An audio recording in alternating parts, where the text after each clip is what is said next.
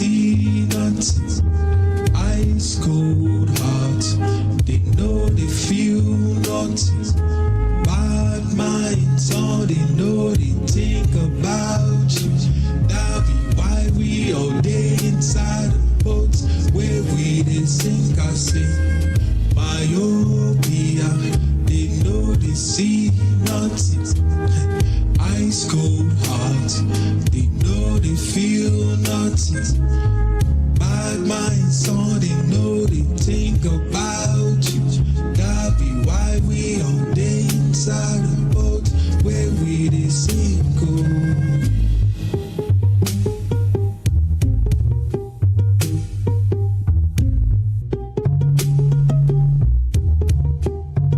I say them get ice, but them know they see. Them get hot, but them know they feel. Some too they get mind, but them know they think. That be why we all day inside a boat where we they sink. I say them get ice, but them know they see.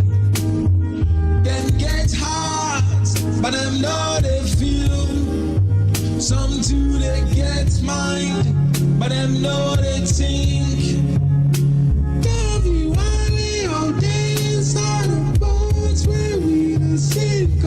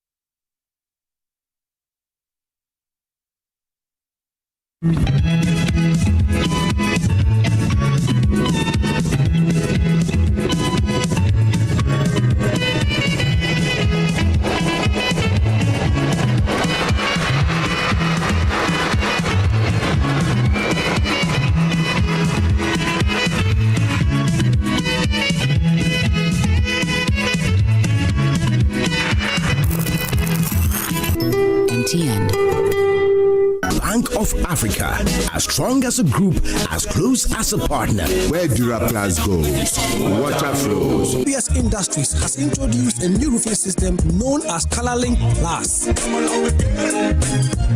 Flamingo paint, simply superior.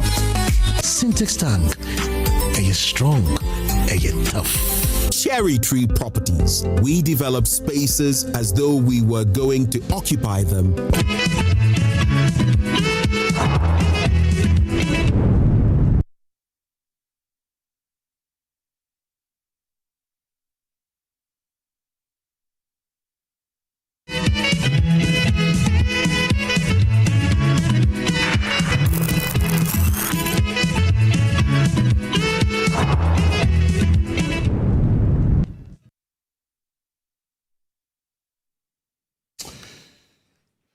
I wanted to say good morning, but it's certainly not a good morning.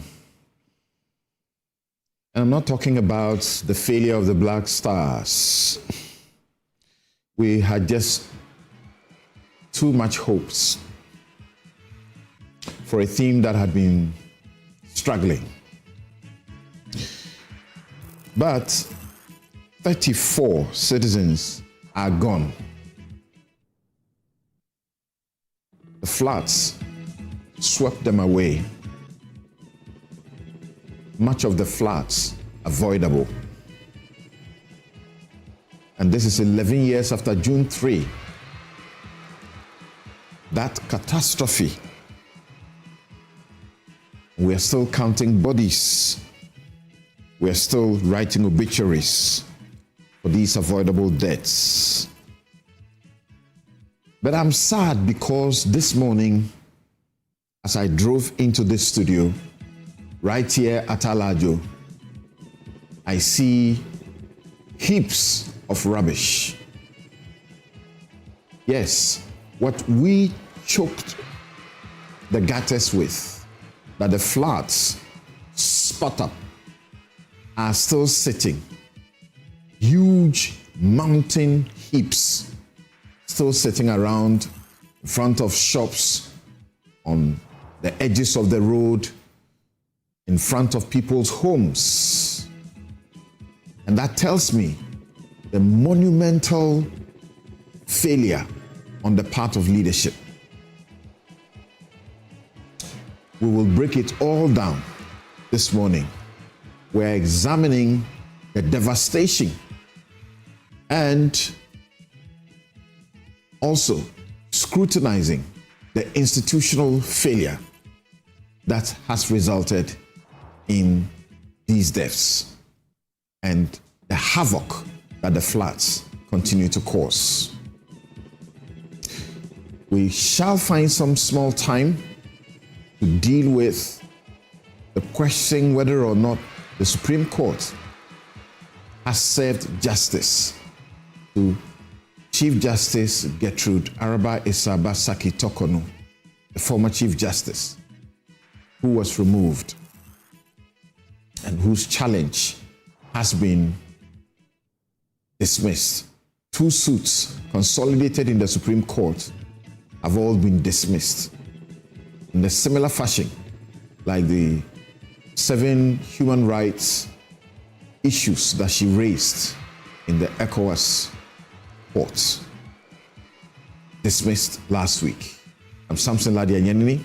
We'll be right back to deal with the vexed matters.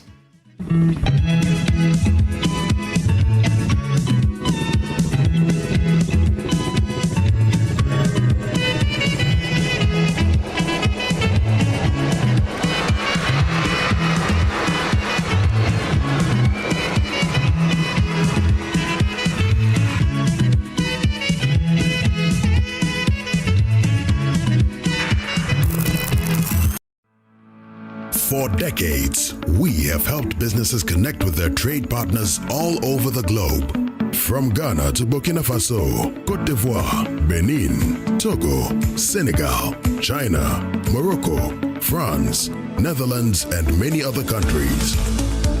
We have made it possible to bring Ghana to the world. We have brought small and medium businesses closer to their customers across the regions in Ghana with our SME support facilities. We have brought relief and smiles to the faces of families with our employee personal loans.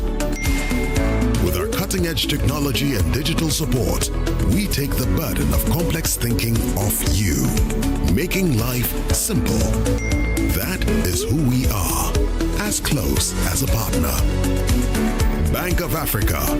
We are indeed the African bank with the global reach. Do you want a healthy smile?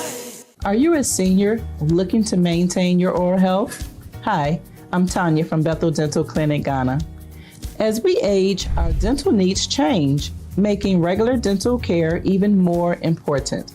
Geriatric dental care is tailored specifically for older adults, typically age 65 and above. Aging can bring oral health challenges like dry mouth, gum recession, and increased risk of cavities and gum disease.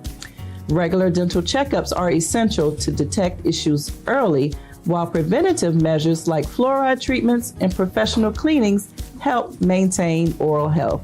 Schedule your appointment today to learn more about dental age-related dental changes and how to keep your smile healthy for years to come, because your smile deserves the best care no matter your age. Welcome Welcome to Sulas Enterprise, the shop that deals in industrial machinery such as generators, rice millers, water pumps, compressors, and mowers. From the smallest to the largest capacity, at Sulas Enterprise, we give you nothing but the best from the best brands such as Honda and Perkins. When it comes to our generators, we also sell mowers coming from brands like Honda, Briggs and Straton, and Oleuma. And when it comes to our water pumps, we offer you brands like Lily, Prudin, and Pedrolo water pumps. We also sell rice millers for all capacities. We are located at Spintex Kakalika Plaza. Also, find our various locations as displayed on screen, or call us on the following numbers: 0243-839-463 or 0554-154-416 or 0240-541-493. Sulas Enterprise, where quality meets affordability. Hi, now let me share my wildlife experience with you at Safari Valley Eco Park.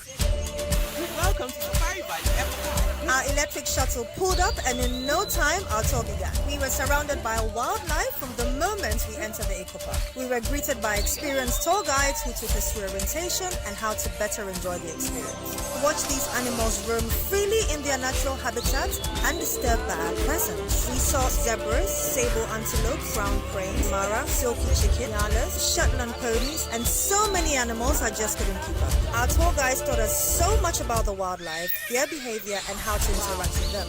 I even fed them. We also went fishing on a man-made canal. Then we took a break to have lunch in this serene environment. All this amazing experience for this price for adults, this price for teenagers. It's a bargain.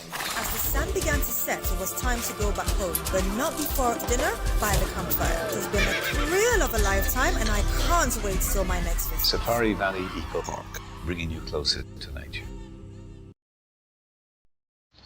Welcome to a place where everyday living is reimagined, where space, movement, and community come together effortlessly. With thoughtfully designed spaces, modern facilities, and everything you need within reach, you don't just live here, you feel safe, comfortable, and at ease. Step inside Eden Heights and discover spaces crafted for comfort, style, and everyday living. And just when it feels right, you will know. Because this isn't just about finding a house. It's about stepping into a better way of living. Eden Heights, the height of modern living. Book a private viewing today.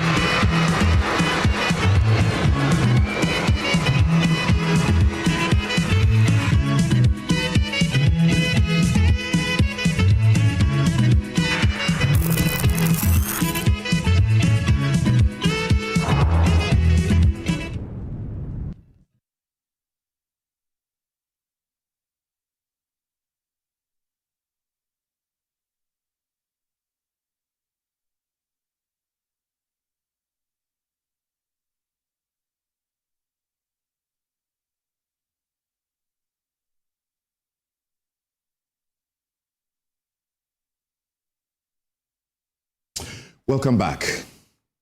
And here is Samson's take, a very brief take on the back of a take I wrote the morning after the floods. You can look for it. It's titled Blood on Your Hands, about failed leadership. But this morning, I titled my take 34 Dead, Trash Choked, and Leadership on Holiday. Hello, partisan robots. Disconnect now. If your brain is hardwired to defend a political color while fellow citizens drown and rot in the capital, this is not for you. It is Saturday morning. The skies have cleared, but the grim reality has only just surfaced. The National Disaster Management Organization, NADMO, has now confirmed that the nationwide death toll from Monday's devastating floods has risen to 34 human souls, with 12 confirmed dead right here in Accra. And the state admits that the number will likely rise as missing bodies are matched and verified. 34 citizens are gone. 11 years after the June 3 catastrophe, we are still counting bodies. We are still writing obituaries for avoidable deaths. But look around you this morning. Look at the streets of Accra. The water has receded, but it has left behind a sickening monument to our governance failure. Massive rotten heaps of rubbish sitting right in the middle of our city. The floods aggressively spat back the refuse we choked our drains with. And days later, our municipal authorities cannot even coordinate a swift cleanup. The capital of Ghana is a trash-choked graveyard.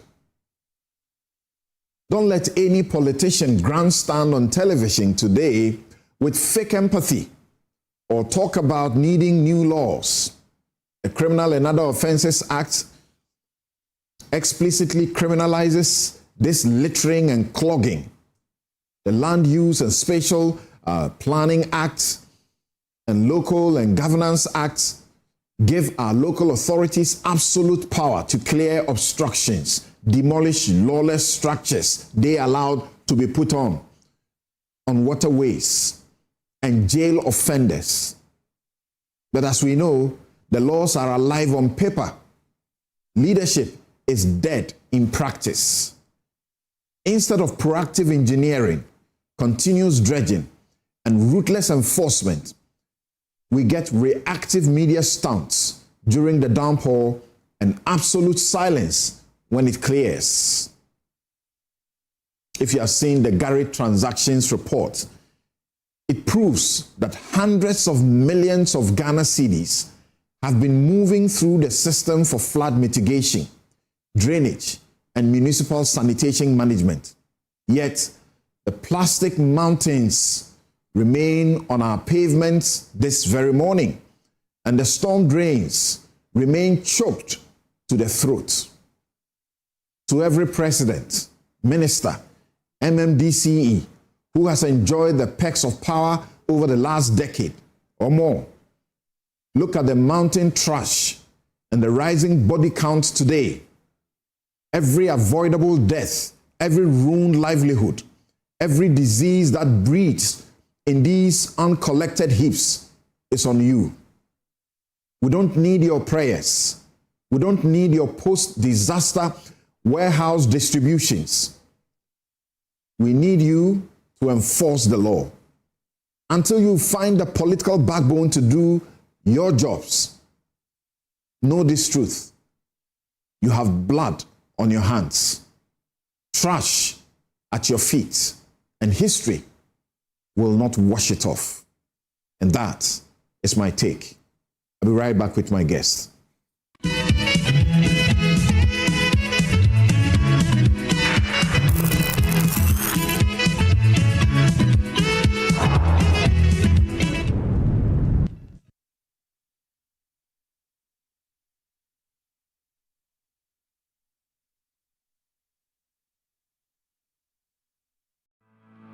For decades, we have helped businesses connect with their trade partners all over the globe.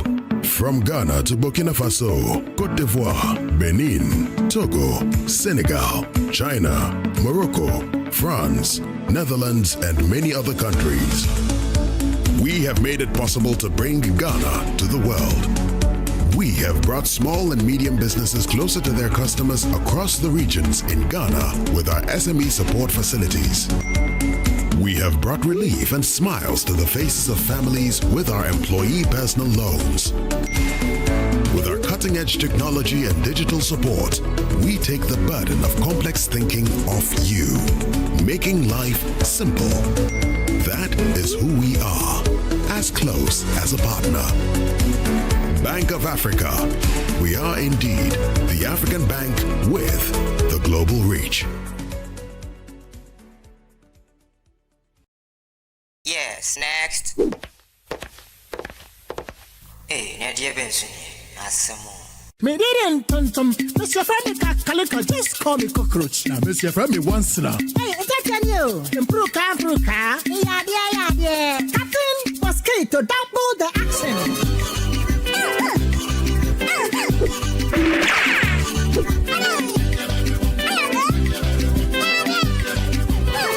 Me didn't sasso spray. Mr. Femi sasso quell. Yeah, go to my sasso.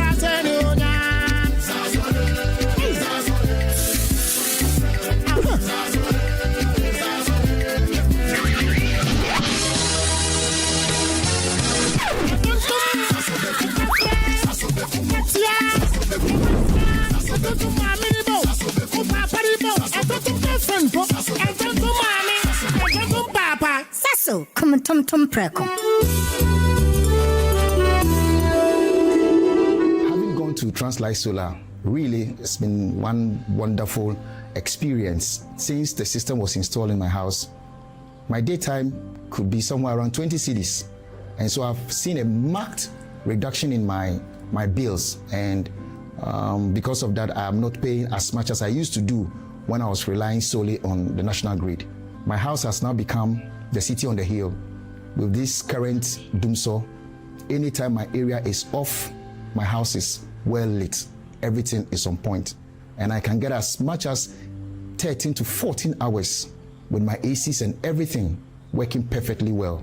So I can say, as for Translight, they are the truth, the way, and the light. You have to speak to Translight today. In fact, speak to them now, right now. Translight Solar. Translight Solar. Discover Willow Lane.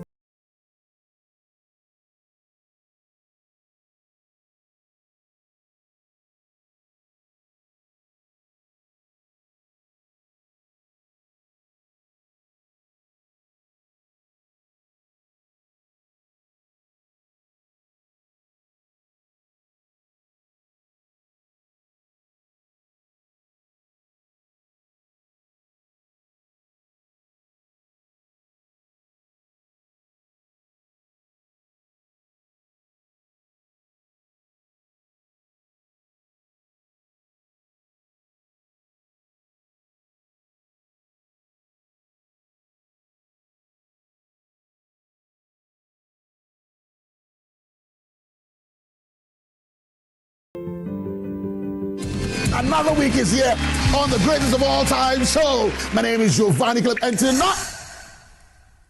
tonight we're bringing you talent. Contestant number one, let's bring Danica. Let's bring.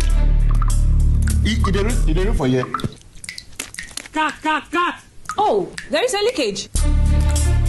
Where's the plumber? For quality and durability, insist on Syntex pipes. If you want quality, this be where you belong. Strong, tough, and reliable. Your perfect match to your trusted Syntex pipe. Syntex pipe, it dey carry water, no wahala. Syntex pipe, it dey make water dey flow. Syntex, and you're strong, and you're tough.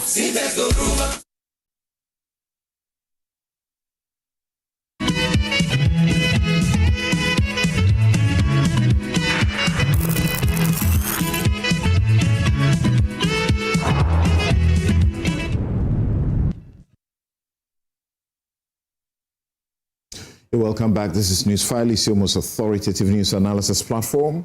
And here on Newsfile, as always, we put Ghana first. A guest in the studio. And this is a Newsfile special dedicated to reviewing matters arising as far as the floods and what it has left in its wake is concerned. Accra underwater. So we are examining the devastation, we are confronting the institutional failure and the painful lack of lessons since June 3, 2015. And then later we'll make some little time to look at the fact that all Justice Torkornoo removal related cases at the Supreme Court have been dismissed. Unanimously thrown out, dismissed. We'll find out if that is justice served. I guess Engineer Michael Obing-Konadu, he is chairman of Civil Technical Division, Ghana Institution of Engineering. Maxwell Emmanuel Niba is Director, Department of Man-Made Disaster, NADMO. Ed Andrews, Operational Governance and Risk Management Expert.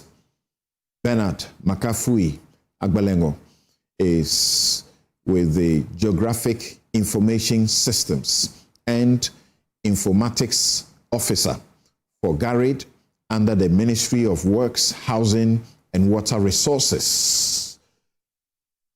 Susan Edua-Mankwa is Executive Secretary, National Interest Movement.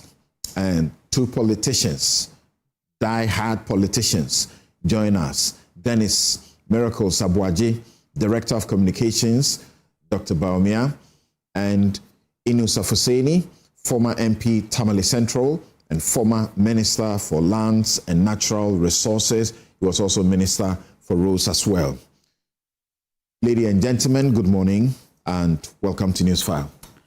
Good morning. Thank you for having us. Right. Those of you joining us, guests joining us via Zoom, good morning to you all as also. We will now begin our discussion, but I have in my hand this document. It is the report of the Ministerial Committee that investigated the fire outbreak at the Goil Filling Station, Kwame Nkrumah Circle, on 3rd June 2015. And just reading a small part of the observations by the committee at the time to you. Among other things, they noted what appears to be a curious finding. Yeah, it's a curious finding, but we cannot, substitute it because that was the finding.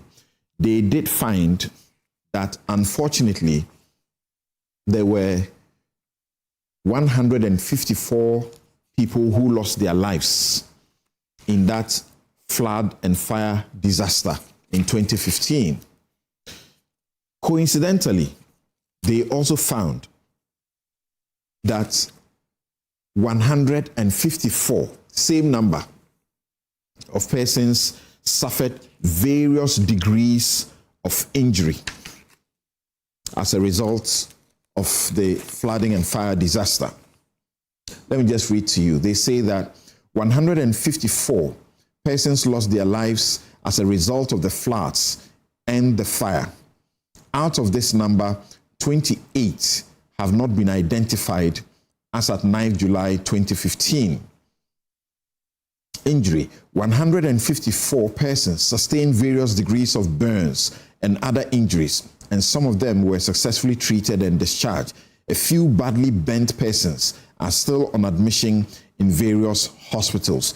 Then they spoke about loss of property running into hundreds of thousands of Ghana cedis. They looked at a number of property that had been destroyed. Then they said that the state should provide helicopters. Yeah, provide helicopters equipped with firefighting equipment to be manned by the Ghana Air Force in collaboration with the Ghana National Fire Service and NADMO. I'll find out if NADMO has some helicopters that they are managing for such situations, because they got to a place, and we have seen in the videos where a young man was blackmailing them into giving him money before he would help them to pull out a dead body. For combating aerial fires, including offshore firefighting and rescue. We should review the national building regulations to compel builders of high-rise buildings to make adequate provisions for fire safety and so on and so forth. Then they said, we note with dismay that buildings located in inappropriate areas, such as waterways and reservations for utilities, have approved permits.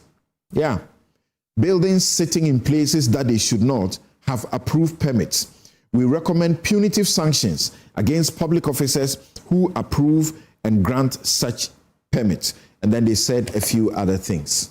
Here we are. What has happened over the period? So, gentlemen,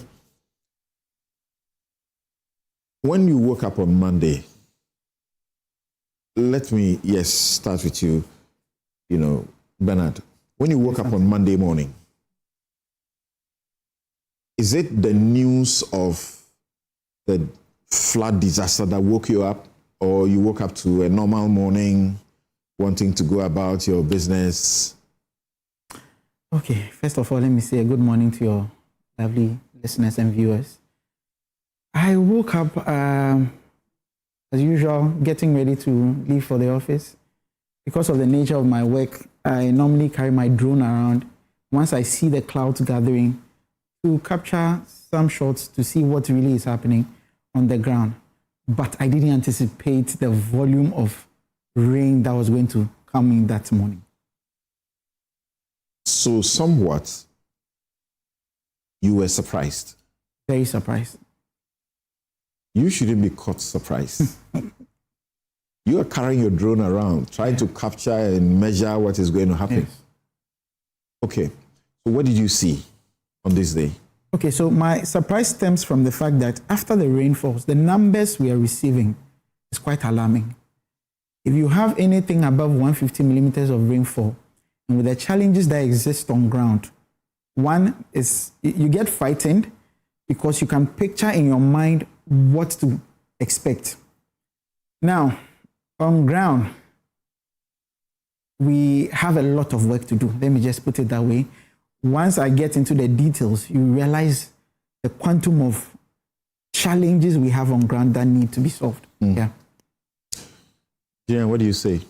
Did you go to sleep thinking this was possible, especially because the couple of days before that, it did look like, and then actually the night before, it's almost drizzled with some more than drizzle throughout the night.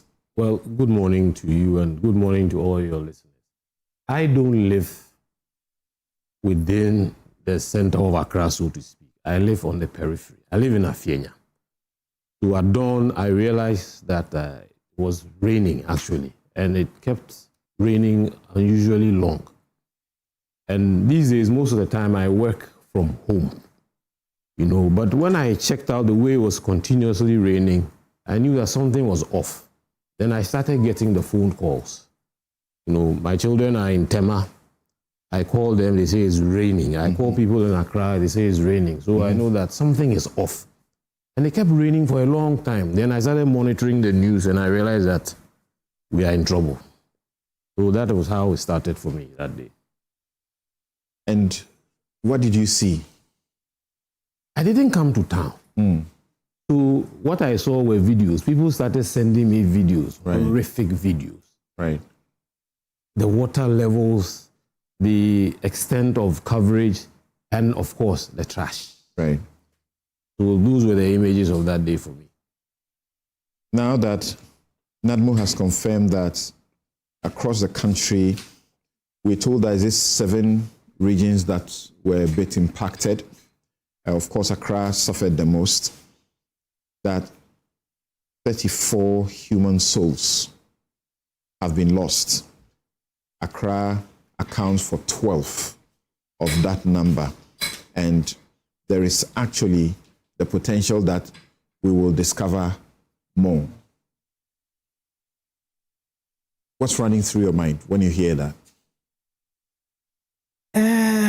like I said from the beginning, if you have the chance to look at the challenges from a bird's eye view, you realize that it's scary.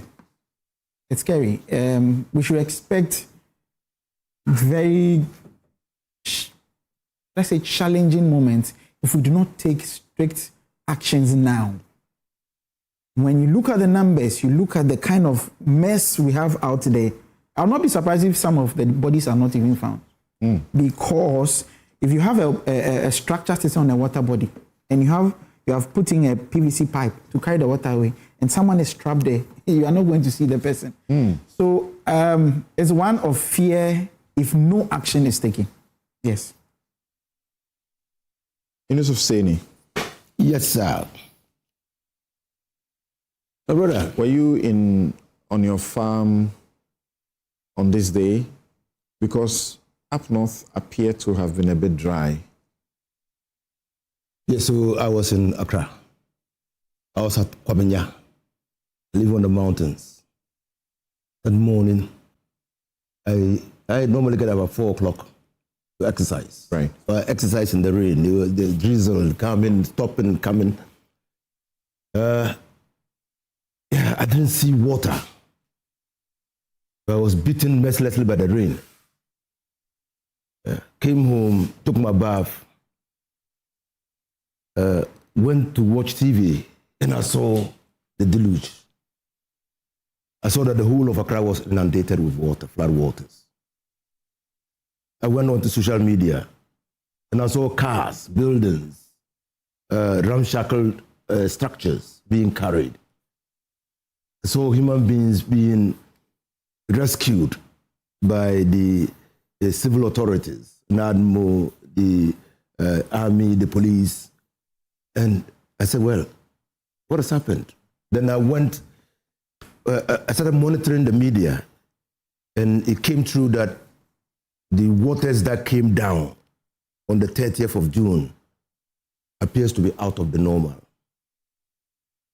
And so it goes with, it counts within the definitional context of flash floods, part of the climate change conditions. And so no matter the level of preparation, people will be caught because of the downpour. And so and I've seen floods before. I mean, I have lived in Alaju, I have lived in the Beka, but this one, the way it came. And that's why we must do a serious interrogation of what we have to do as a people. This morning, if you go through Alaju, the heaps of rubbish, they're sitting there. They're sitting pocket mountains everywhere. See what is happening. We are talking about now. Almost a week into the developments. This is what we are still seeing. Susan Edoamankwa, thank you very much for making time to join us. Tell us where you were and what your experience was. Good morning. You're looking very nice this morning. I like your voice. Thank you. So, where was I? I was in the office, actually. I usually leave home early because I live in Sakumona and work in Legon, and I don't like the traffic. So I leave home pretty early, and then I'm able to go for Mass at Divine Mercy.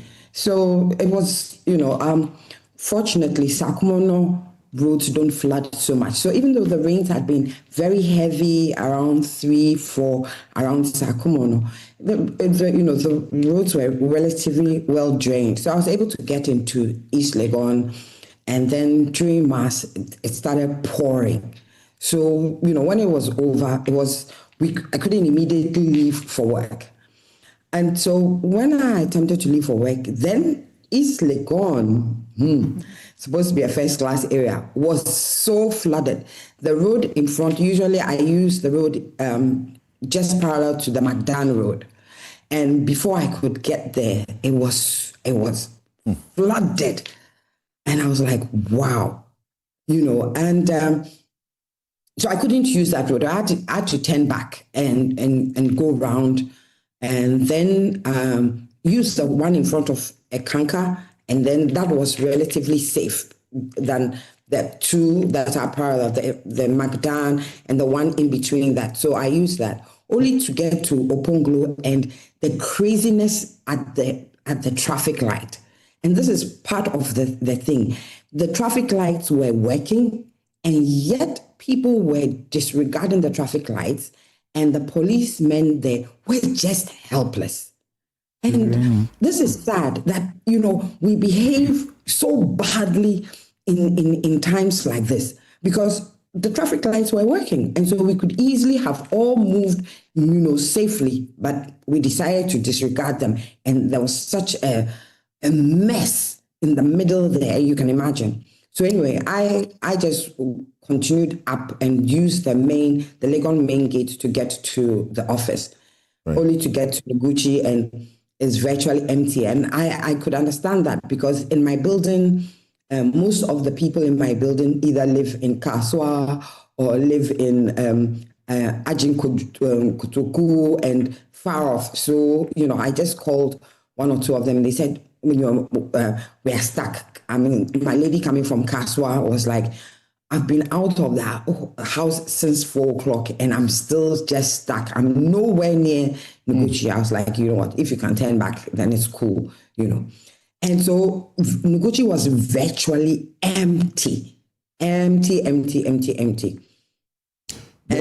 were there when the university sent a memo that, okay, if people were already in the office, they should stay safe, they should stay there. And those who hadn't yet come to work, they should just stay at home. Right. So in my whole building, it was just the two of us who came to work on that Monday, and it was the same all throughout. I'm sure we barely got 50 people coming to work that day because of the heavy rains. You are not too far away from UPSA, and we saw footages from UPSA where the water had come even close to window levels. Cars had been submerged or almost, buried. Horrible. Luckily, Legon was spared a lot of that. But we did have some trees falling, which is usual. That does happen. But these were not the... Legon is supposed to be on the hill. Yes. So we were spared that. And I think that we also have relatively good drainage issues, Right. So we were spared that. But East Legon, I mean, it was so bad.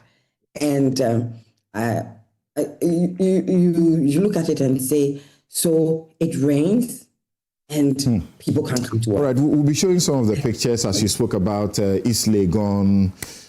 Terrible. Chado. Terrible.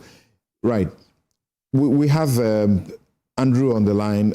You are not in Ghana, you are in London, but how did the news get to you? So, thank you, Samson. So, Samson, first of all, I'm Ed. Andrews is my surname. So, all right. So let me make that correction. So, in fact, so 3 things here. There wasn't shock per se. There was horror and pain when news started flooding through social media. So I had a busy day. Then you start going through your WhatsApp and you start seeing all of these images. It gives you pain. And it was horrifying to find Ghana in that state. And for that matter, the volume of solid waste and filth. I think that was horrendous. But with respect to the rainfall and the flooding itself, even what I do on a day-to-day basis, it didn't come as a surprise to me. It wasn't shocking. It was just a failure of controls that was amazing to me. So looking at them, I was horrified. But we'll keep tabs on that. Failure on controls. That's what you said. We will keep tabs on that and return to that, Ed. Thank you very much. Crisp way you begin the show. You begin on. Yeah, so from where you said, what should we be saying to the families as we watch the footages again this morning? As you said, very traumatic, horrendous, and so on. What should we be saying to these families, most of whom don't know where they're sleeping, don't know where their next meal is coming? Many people have suffered, and there are people who live by the day. They must work each day to be able to feed. So generally what we say is our thoughts and prayers are with these families. That is what we say. As to whether we mean it and we act on them is a different thing. So to these families, I know it's difficult. I know it's tough. Some of you wouldn't have, for your lifetime, imagined that something like that would happen, and it has happened. But there is hope through these conversations, through honest assessment of the issue, and through a political will and determination to resolve this. I think the future could be better for Ghana. See that fire, and the floodwaters is being scooped to quench the fire. And you're asking yourself, is this Stone Age or what? Susan, what will you say to these families? They've lost breadwinners. Kids have been lost. Homes have been completely lost. There's this one house, you hear the lady cry, and she simply cannot even cry as she tries. The entire house is now in sand, up to the window level, sand and refuse that push itself into the house. I mean, it's pathetic, and my heart just goes out to them, and and we just play in this country. I mean, we are all complicit. I mean, it's so sad because we definitely do not have any love for each other, and we pretend we do, and these things happen, and it's heartbreaking. Because a lot of these things we could have prevented. We are not the only country that experiences flash floods, and it's just heartbreaking. It's so heartbreaking that we get to this point. Yes, disasters happen, and that's why we prepare for them. That's why we do the right things. That's why it's not when it has happened, then we start putting a Band-Aid on a gaping wound. All these lives that were lost. And I tell you, these are not the only lives that will be lost. These are how would I put it? The acute phase, that we've seen these lives. But going on, because we are in a public health crisis. Yeah. This is just a public health crisis. Yeah. And so more lives will be lost that we will put to malaria, we will put to cholera, we will put to typhoid. Yet it is because of these flash floods, Okay. And, so the numbers are not just those numbers that you see now in this acute phase, but that will come subsequently due to these floods. The floods is just the beginning. Yeah, the Ghana Medical Association, I think the Health Ministry also have all issued statements warning what is coming up as far as cholera is concerned and so on. The Pharmaceutical Society also. Right, Pharmaceutical Society. We'll return to that with you, and you say we are all complicit. I'll return to you later on that and disagree with you that we are all complicit. I'm not complicit. I believe that those I pay to work and to check these situations have a job to do, and they are the ones who have failed me. If people are, littering and throwing their rubbish into the gutters and so on and so forth, it is all because those who must ensure that they don't have gone to sleep. Yes. So, gentlemen, what are we saying to the families? We want to do that briefly before we zoom into, the hard issues. Well, like Ed said, our thoughts and prayers are with them. It's pathetic. It's rather unfortunate. We hope that we don't come back to this situation again. You lost 154. Okay. 54, that was even those you could count. 11 years ago. You said never again. And today you believe that counting 34, saying never again has any meaning. You had 154 others, and I know the numbers. The numbers are far more than what were recorded, who were injured. I see them, okay? Some of them, their kids cannot look at them in the face, regardless of how long it has taken. Completely disfigured, they can't do anything anymore. They are bent from head to toe. We said never again. And today you are saying never again, you are hoping? Let's never lose hope. And we must always mean it when we say it. But then the question is, what do we do to ensure that it never happens again? All right. What do we do to ensure that it never happens again? I'm marking that on you and to return to that with you.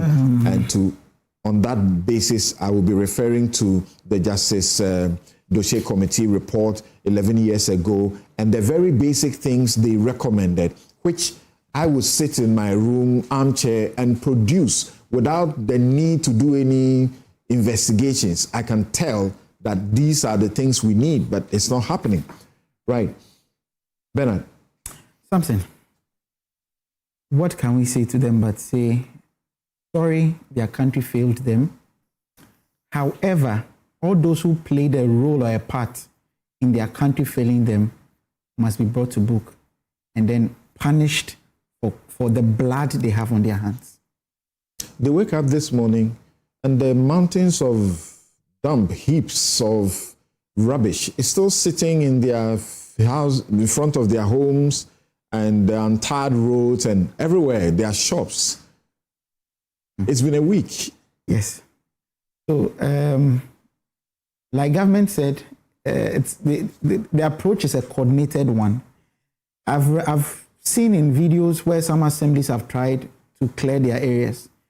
But if we do not do it holistically, a portion will be cleared, it rains again, then it pushes the areas that have not been cleared back to where we've cleared. The clearing you are talking about. Yes. We are very familiar with how it is done. Yeah. They got their shovels, they get together, what we used to say, and recently it's being revived on a Saturday, or is it first Saturday or something of the month, clean up. They do the work and you drive past, you see every rubbish they've brought is sitting just by the drain. It doesn't get taken away. It rains and everything is washed back into it. So what's wrong with us? So that's why I'm explaining that it has to be coordinated. Now, if, for example, I clean my drain, I don't have the means to carry it away, I would leave it there for the people who have the means to carry it away, come in to carry. So if it's not coordinated and want to do things, I'm silos, I'm cleaning my own, you are cleaning your own, we will not, at this point, we should not be talking about cleanup. We should be talking about removal of all the blockages in the way of the water body. Otherwise, we'll be back to square one again. Mr. Hussaini. Thompson, death, even in natural settings, painful. When death comes as a result of our own inability to prevent same, it's devastating. So I can understand if Ghanaians are drawn into the vortex of despair because of what has happened. Because all of us know that when the rains come, they could inundate areas. And when they do, they will cause devastating destructions. And that's what we have seen. Indeed, it's proper for us to extend our deepest condolences to the people who have lost loved ones. I mean, to whom much is given, much is expected. The people put their trust in the state. The state, even though from June 3rd, or even before June 3rd, has been doing things to try to mitigate the effects of floods on Accra and other areas. It appears to me that more has to be done. More structural and non-structural mitigation strategies have to be deployed to try to reduce the impact of flooding on the people who live in Accra and other areas that are flood prone. So my condolences. My condolences. So on your screen, 1995, is it? Yeah. Yeah, see the taxi that's being pushed the box in the water. That's 1995. Yes. Jerry Rawlings. Is that Tutubi Kwache? You see them.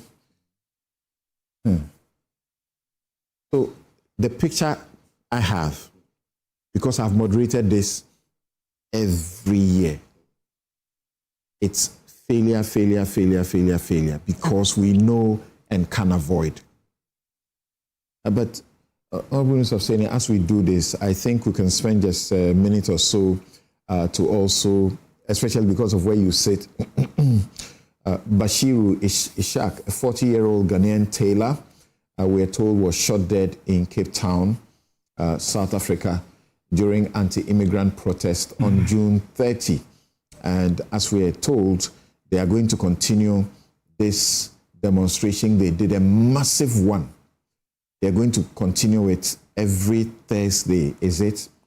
And thanks to Ghana, we took our citizens out of the place, a good number of them, but some still remain.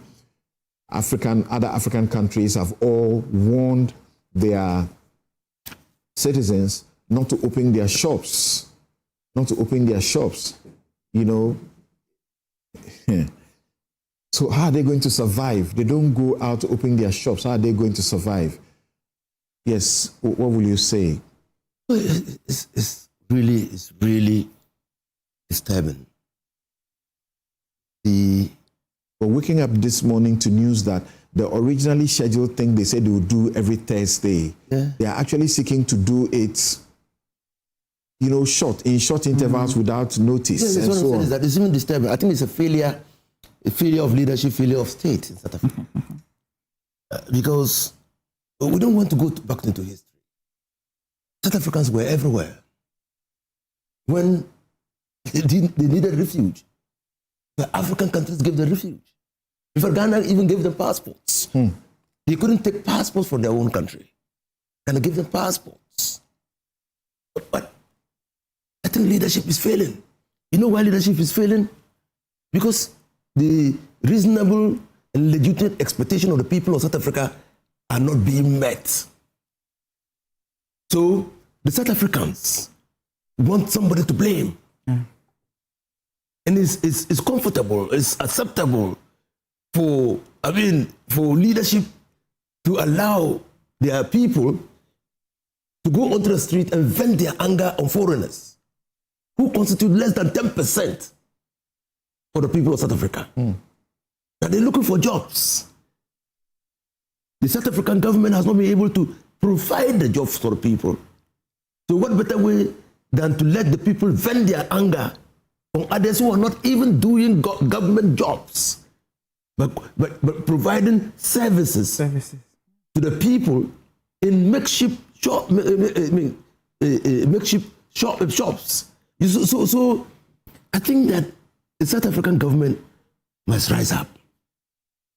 Yes, people who immigrate to South Africa who are undocumented are not legally entitled to be in that country. But it is a civilized way of getting them out of the country. That's right. So, yes, We are not even in Ghana. If you come into Ghana, we give you 3, and you are from Africa or West Africa, we give you 3 months. After 3 months, if you are still in Ghana, you are an undocumented illegal immigrant. But we won't unleash our people on our fellow Africans to take the powers of the state into their own hands. And to my brothers and sisters in South Africa, you went to hustle. You went looking for daily bread. This must not be at the expense of your lives. So many years ago, Italians were those who were working in America. They went back to their country and built the country. So many years ago, Turkey was providing the labor for Europe. They went back and built their country. Come back and let's build our country. The experiences that you have gained in South Africa and other places, let's deploy those experiences to build our country so that people can also come to our country to seek greener pastures. Okay. Thank you very much indeed. And on the back of that too, I was watching, is it the Pulse? The country is doing a good job. We go wherever our citizens are distressed and we bring rescue to them. We get protection for them. Wherever the minister say, we're going to bring, Ishak's remains and so on and so forth. Our citizens who are still locked up, there should be opportunity for them not to get killed by this, rampaging mob on the street of South Africa. We are showing that anywhere in the world where a Ghanaian is in trouble, we will go to their rescue. I was watching the Pulse and I saw Jonah Capital, Nigeria, the St. John's, company there, which has the River Park Estate in Abuja, where you have the FCT minister, Nyesom Wiki, and they are storming at the place, breaking down 100, hectares of estates and breaking the gates to it and seizing a Ghanaian property the way they are doing. Samukujeto Blacko was there earlier. The president was also petitioned about that. I think they also deserve some attention. So President Mahama, you are formally petitioned about that. Let's make sure there's no unlawful seizure of Ghanaian property. We are not there. They are not there begging. They are there working and helping the community, not the claims we are hearing in South Africa. So let's help as their security is compromised. I see some of the footages. It's really bad. Now, I'll take a quick break. When I return, we'll hear the Minister for the Interior and a couple others who had to speak, and then we'll hear President John Mahama as well.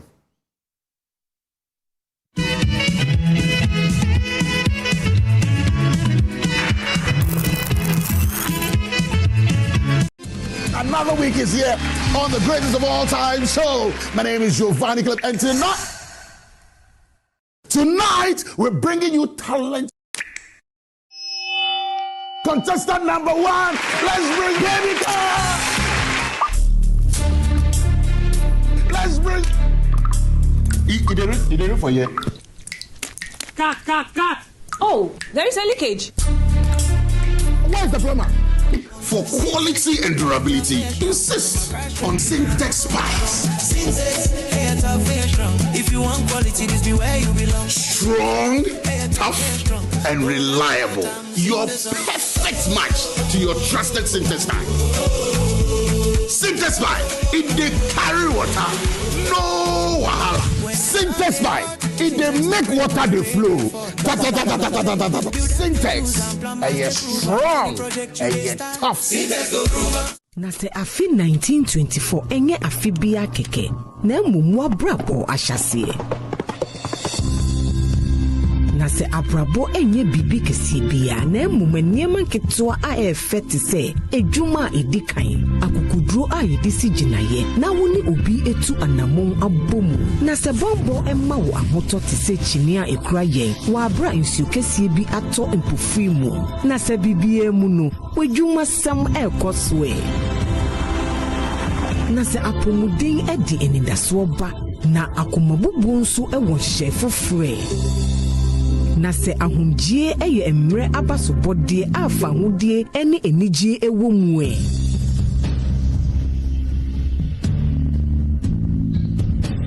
na se wabrabo mu nsem egina wo fie ene wedwuma sem ho nso na se ye di odo bata ne ayahwere ho a yenkredie ebeye fe. Enterprise, your advantage. So this strategy will lead. Oh no, not again. Sir, relax. The generator will come on now. The generator is not working. Why stress yourself when the experts are just one tap away? Introducing Left Power, the smart emergency support app from Left Signature Limited. With Left Power, certified engineers respond fast, anytime, anywhere. No delays, no stories. Hello, sir. This is Left Signature Limited. The request has been received and our engineers are already on their way. Please relax. We've got you covered. This is professional. Every Left expert is certified, verified, and can be tracked in real time. Oh, you'll know they're coming before they even arrive. From electrical engineering and solar power systems to data center management, cloud services, smart automation, and software development, Left Signature delivers excellence, fast, reliable, and professional. Left Power. Your solution is just one tap away. Available on Play Store and App Store.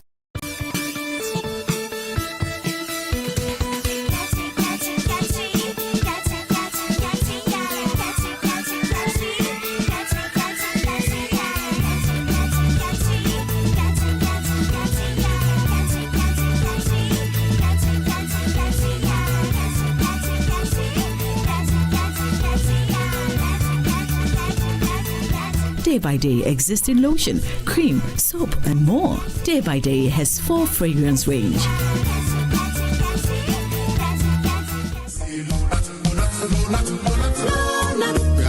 Malaria's remedy is Lonat. Therefore, we're gonna use Lonat to recover. You have malaria? Yes, are you shivering? Yes, yes. You got chills? Yes, take Lonat. First day, take Lonat. Second day, take Lonat. Third day, take Lonat. That's all. Lonat scatter malaria. Lonat scatter malaria. This advert is FDA approved. Welcome to Sulas Enterprise, the shop that deals in industrial machinery such as generators, rice millers, water pumps, compressors, and mowers. From the smallest to the largest capacity, at Sulas Enterprise, we give you nothing but the best from the best brands such as Honda and Perkins. When it comes to our generators, we also sell mowers coming from brands like Honda, Briggs and Straton, and Oleuma. And when it comes to our water pumps, we offer you brands like Lily, Prudin, and Pedrolo water pumps. We also sell rice millers for all capacities. We are located at Spintex, Kakalika Plaza. Also, find our various locations as displayed on screen. Or call us on the following numbers: 0243-839-463 or 0554-154-416 or 0240-541-493. Sulas Enterprise, where quality meets affordability.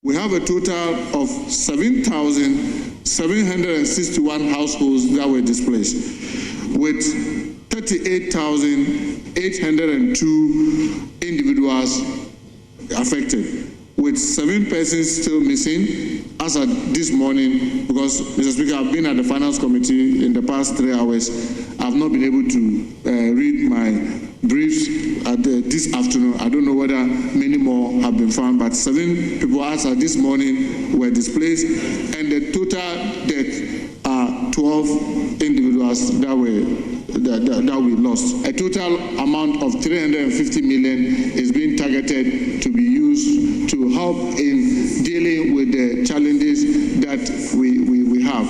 The Speaker, the President has instructed that 200 million will be targeting relief items to this close to over 10,000 households that have been affected across the whole coast. And the 150 will be used to mitigate the flood issues within this, the coastal areas. Mr. Speaker, let me take this opportunity to extend our condolences and that of government and the people of Ghana to the families that lost their family members, and we assure them we are with them in this difficult moment. We know many people could not be in their homes and even sleep in their homes, but government is doing whatever it can.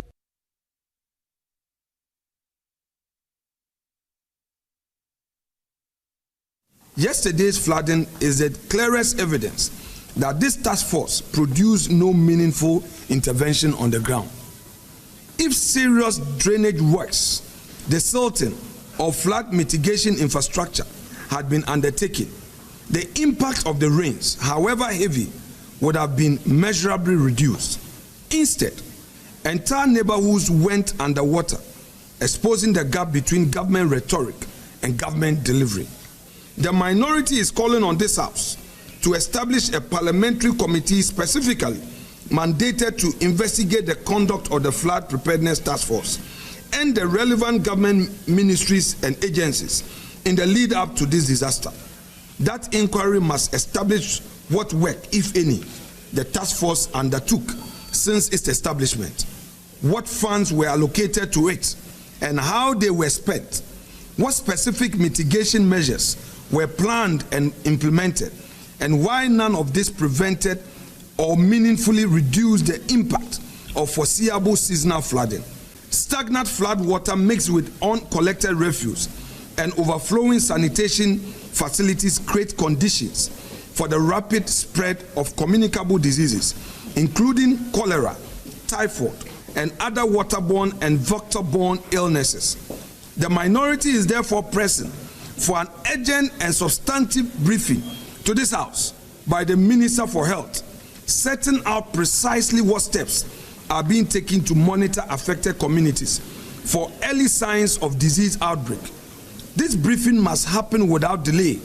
The country cannot afford a public health crisis compounding a disaster that was itself avoidable. What is worrying for me is that the forecasts are forecasts of even more rain to come.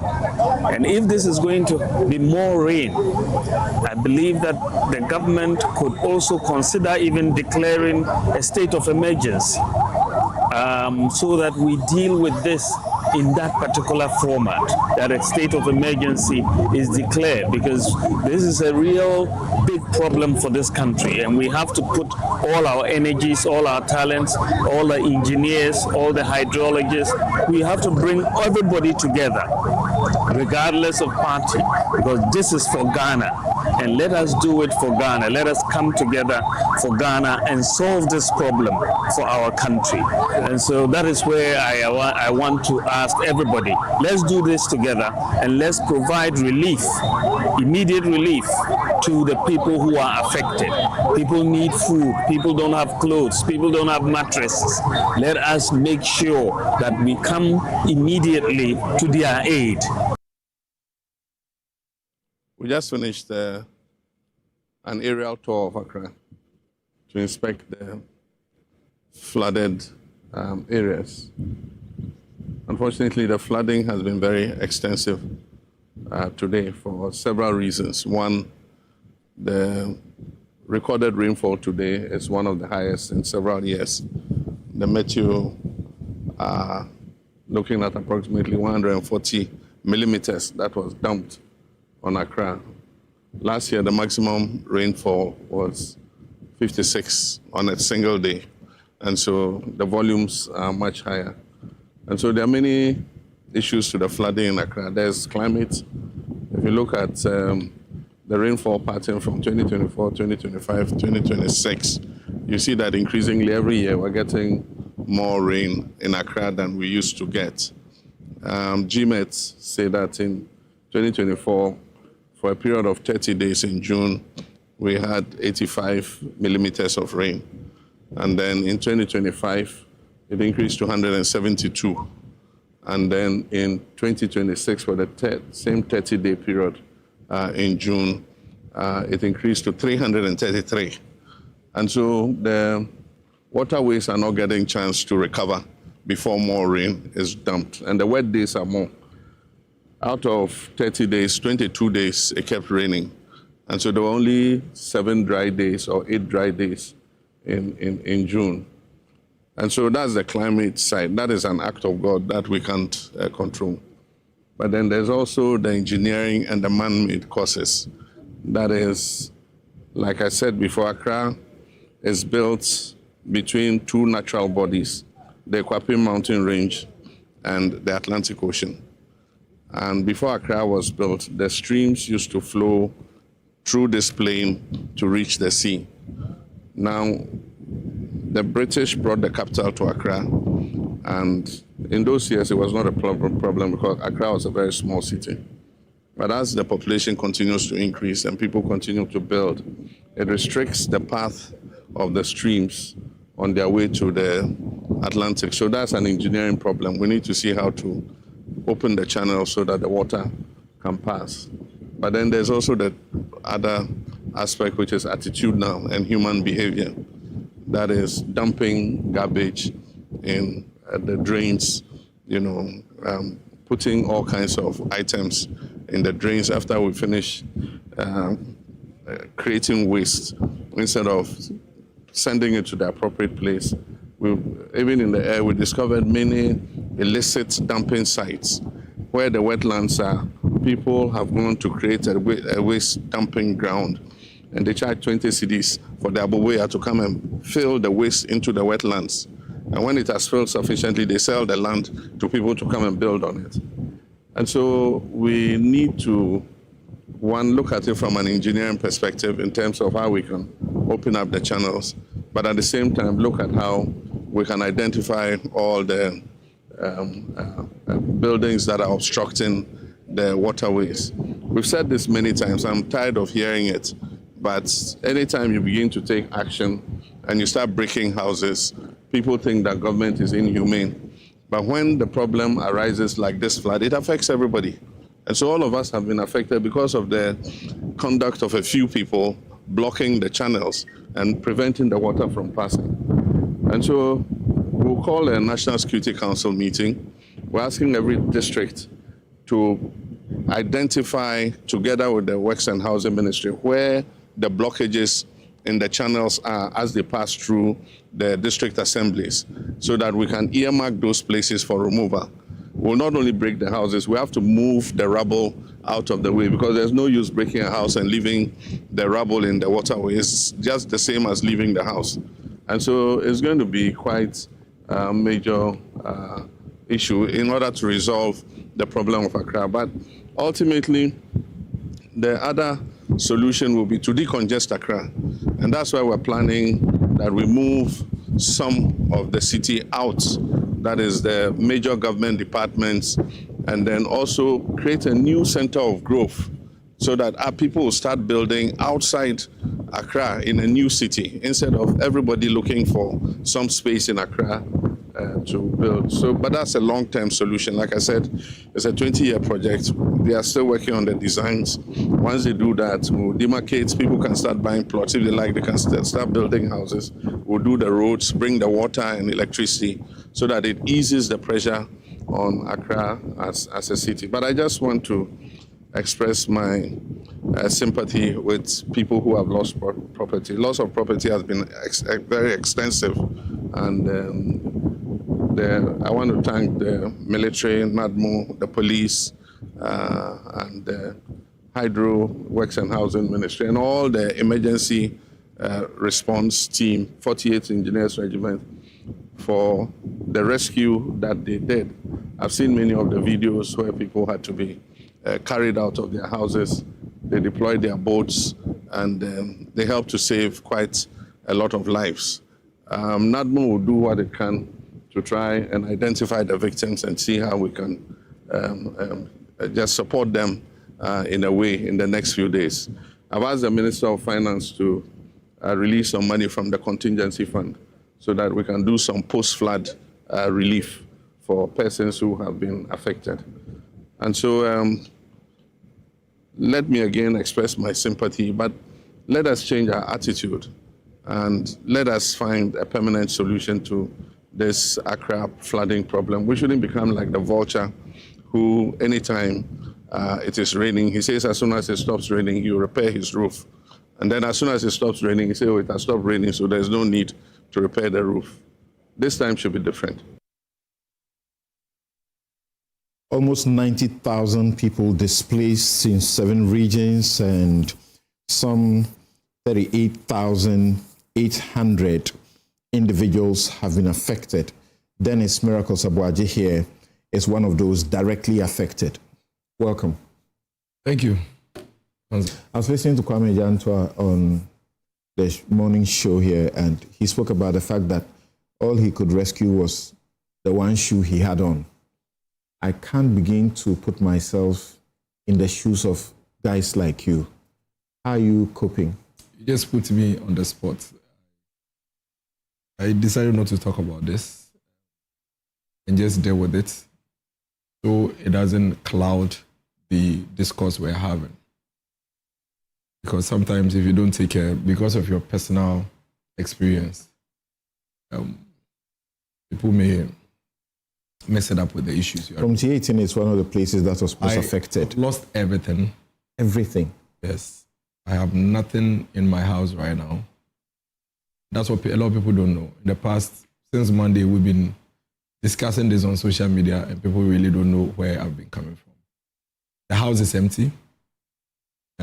We need to start everything all over again from the road, from the street. As a matter of fact, the water broke the main gate, pulled it down. And if that water was able to bring the main gate down, it tells you the strength of the water. So that's where we are starting from. Everything is gone. The only thing that we're able to save are the human beings who were brought out from the flood. In fact, let me acknowledge the MC for the West and the NADMO team and the police, the district police command, and then there was even there was another police team that was sent when I called from the, I think, CTU. I don't know whether it's a counter-terrorism unit or so. They also came around. They had to tie a rope to the police car far away and then bring it close to a telecom mast of the house. And that is how they were able to get themselves out from the vehicle. Apart from the vehicle to very close to the house. In fact, some of the policemen almost got swept away. Yeah. In front of my house, they almost got swept away. And then the water was at this level. So the children, everybody. The neck level? Yes. We're standing, I have the videos. We're standing, and you see, I wasn't home at the time. When I got the call that the water was rising, I had to rush home. That was when I called the police and all those people. And I was shocked that between the time they called me and the time I got home, the water had risen to that level to cause that level of havoc. I was shocked. And what even scared me is that I was on the mountain for a function. It was not raining there. So if it had rained on the mountain that Sunday to Monday night, I'm sure the situation we are discussing would have been worse.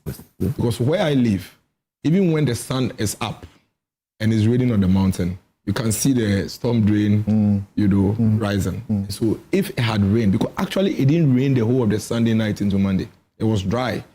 So this rain that caused this havoc does not even include the Kiapim range rains. And that for me is where the worry is. We need to agree to deal with this and deal with this decisively. Right. Those who are responsible should just take up responsibility. All of us cannot resolve the thing. So at all times, we have let go our resources and our mandate to some people to handle it for us. Right.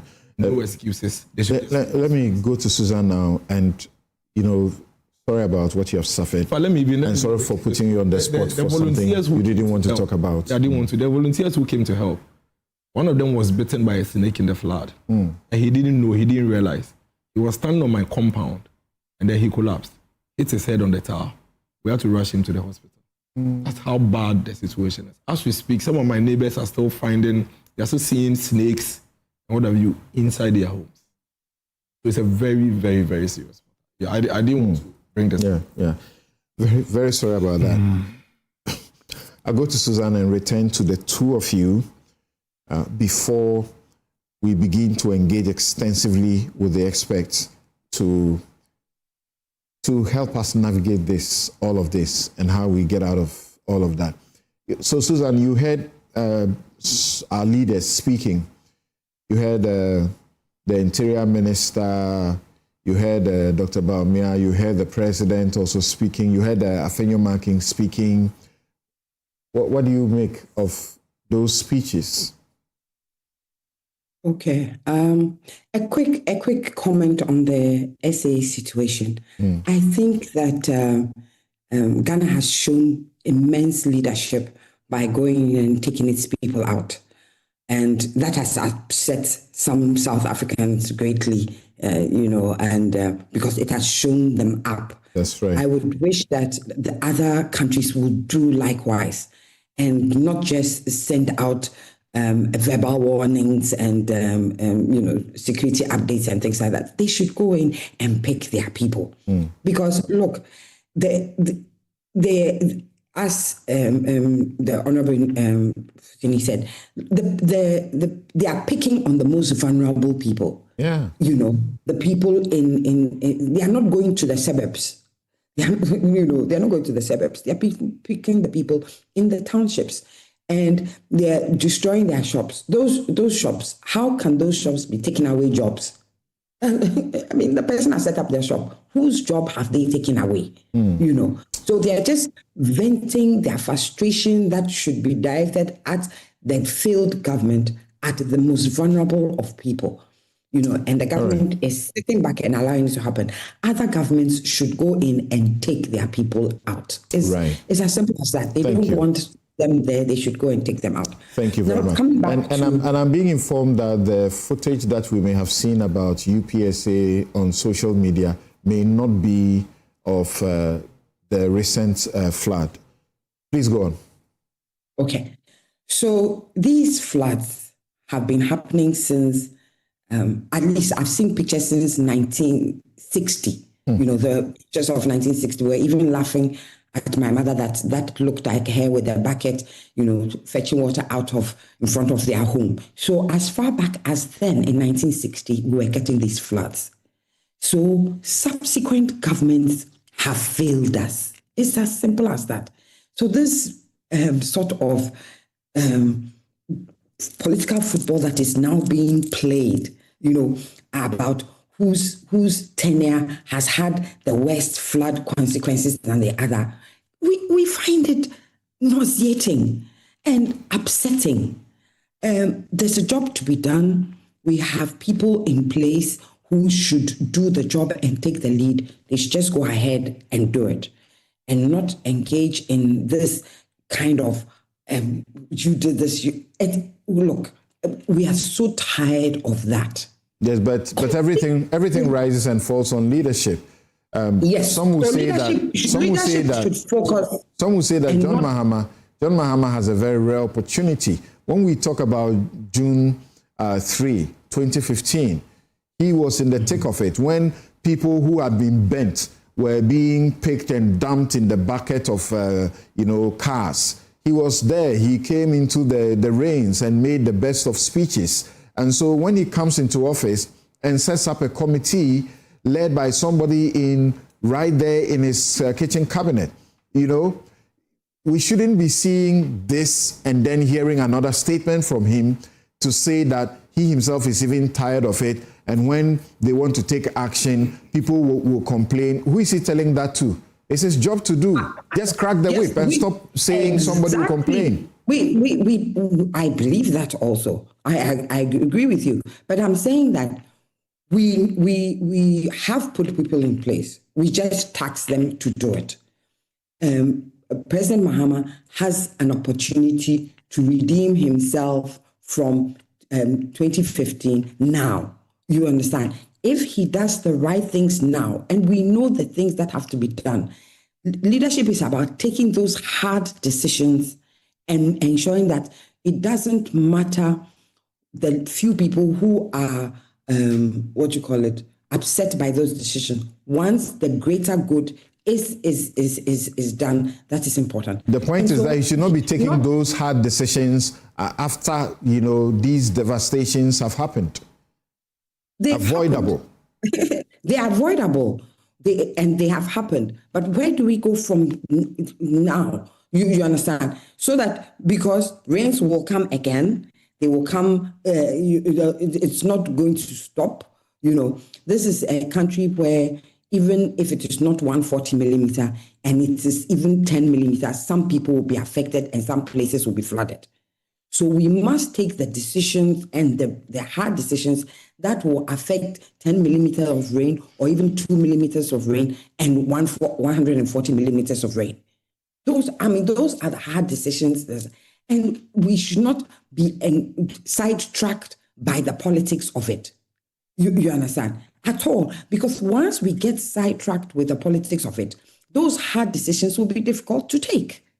And so if some people want to engage in the politics, yeah, that's fine. It is for the government and the state to now focus and say, it is not about talking. It's about doing. What are the things that ought to be done? And it doesn't matter whose ox is God, because if it is going to save people, then it doesn't matter. And I think that is the way that we should go. I think most Ghanaians are tired of the speeches. This person has said this and this person has said this.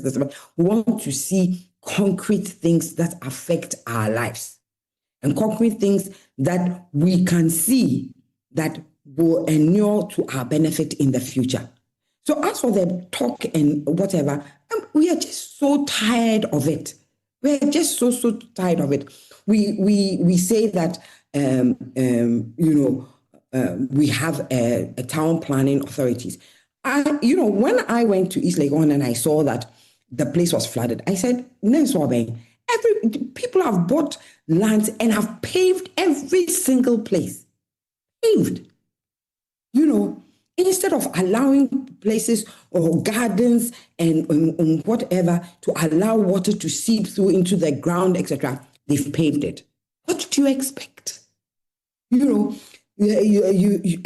there are people who were, in charge of looking at building permits, looking at seeing the proper things done, and turned a blind eye and allowed these things to go on.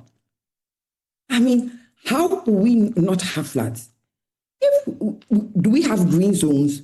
We are trying to even encroach on the Achimota forest. In civilized countries, green zones are in different places so that water can run into those places and seep into the ground. The report I'm holding in my hand, the 2015 report, the report of Ministerial Committee that investigated the, fire and flood disaster in 2015, said the very basic things. The question is, why have they not been done? Dredging was supposed to be continuous. Has it been going on? If it has not, the matter certainly cannot be without the politics of it, because the leaders are politicians, largely. They said there must be education and the formation of sanitation clubs in schools, churches and mosques, markets in all communities to teach the basic rules of sanitation, safety, and healthy practices. you know, I said earlier that nobody needed to sit in a committee where over 154 people had died and 154 had been injured to be able to come up with such a report. Enforcement of sanitation regulations, commencement of stricter enforcement of existing regulations, sanitation regulations. Then it was recommended the formation of a joint police AMA task force and military team to conduct sanitary inspection and process culprits for prosecution in the sanitation court. Now, there's this soldier who has been unleashed on us yesterday that he's the one going to lead a process of no-nonsense breaking of buildings in waterways. What have we done? So when the politics is being raised, is it not a fair thing to look at? It said that government should acquire land banks for sanitary purposes long before communities are established. Waste management companies should be granted tax-free facilities to import refuse and waste treatment equipment. 2015, here we are. How much of this has been done? Then now we are talking about releasing how much to do some of the dredging and help some of the situation. So this is complete, total failure of leadership. Definitely. I mean, we agree. And you will find that all those things that you have mentioned there that have not been done, money has been spent on them. I mean, you probably go and find that, yes, the things have not been done, but money has been spent. And you'd wonder where the money has gone. But my thing when I say that we should remove the politics of it from there, it's not that we should not hold people accountable. I ask for holding people accountable, it's done. What I say the politics of it is to say that it should not be about NDC did this and MPP did this and who's it. That part of it is what I'm talking about and saying that part of it we find extremely nauseating. If MPP did better to protect us during the rains, we should say it. And those who promised they could do better, if they have failed to do that, we should also say it. No, but Lati, one life is lost, is way too much life. So I don't see it like even if one life was lost in MPP and 2 lives or 10 lives have been lost in NDC, it's about what is somebody is better than the other.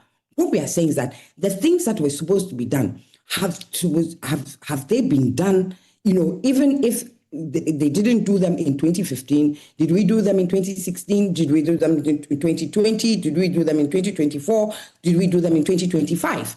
That's what we are saying. That we've had governments all throughout. Somebody must have said, this thing, I want to deal with it and let it go. You understand?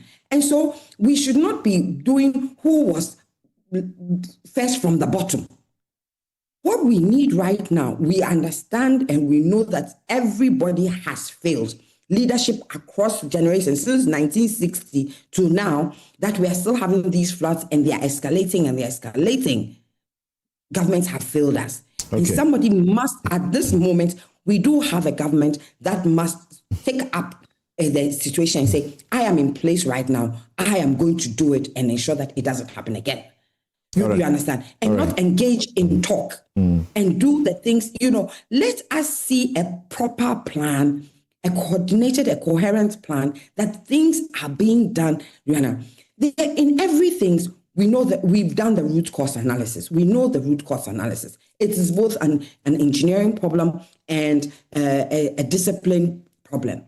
Now that we've looked at the root cause of it, what kind of corrective actions are to be done? And what kind of immediate actions are to be done that if tomorrow it rains even 5 millimeters, we will not have this situation? Because as I said, in this country right now, it does not have to rain 140 millimeters to see that kind of devastation. Right. And any little rain will cause extreme problems. Earlier, you spoke about the public health crisis that we should get ready to grapple with.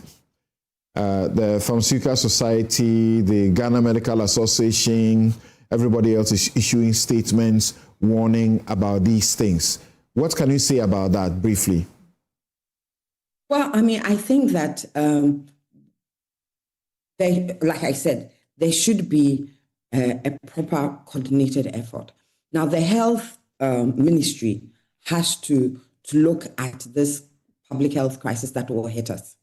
There are several things that could be done immediately. I mean, cholera is almost imminent, because the other day I saw a video of, I think it was a toilet tanker exploding and pouring into it. People's, suckerways have been flooded, people's toilets. This is a country in which open defecation is rife, So there's all sorts of fecal matter in our waters. And people are going to be,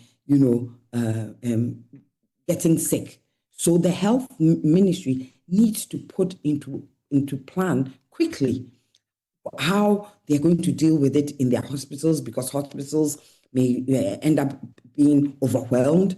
What kind of preparations are we doing towards cholera outbreaks, typhoid, and all sorts of oral fecal diseases that are coming out.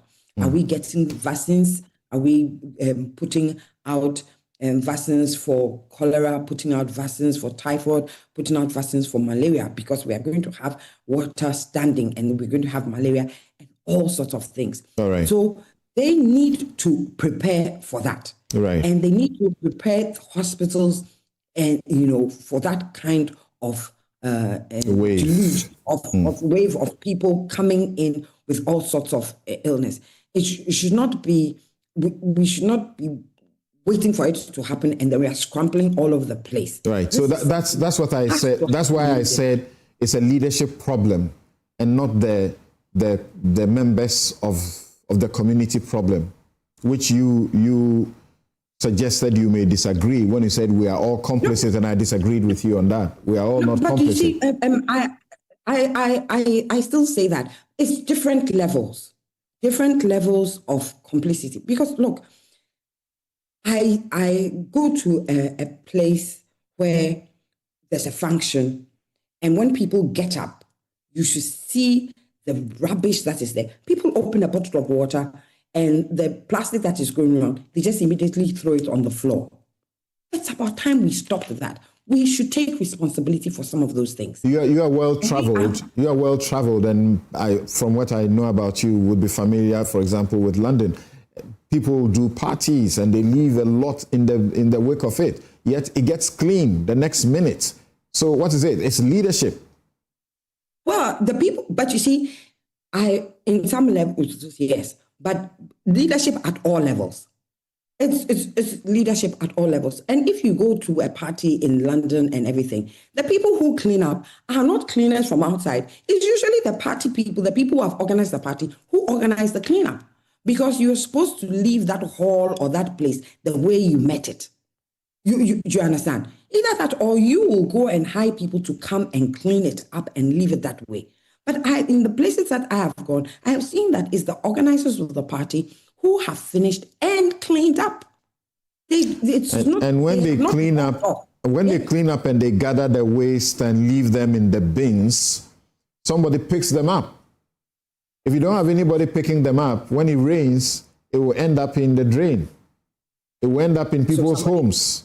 You see, if we don't take individual responsibility and we push everything to the state, we will always find ourselves here. I think that we should look at the principle of subsidiarity, okay? So in the principle of subsidiarity, you are doing the things that you are capable of doing in your own space. And then the things that you are not capable of doing, you leave it to the state or to the government to do. Okay. If we don't begin to take individual responsibility of the things that we do ourselves, we will always end up in this situation, because government, as much as possible, cannot be everywhere to do everything.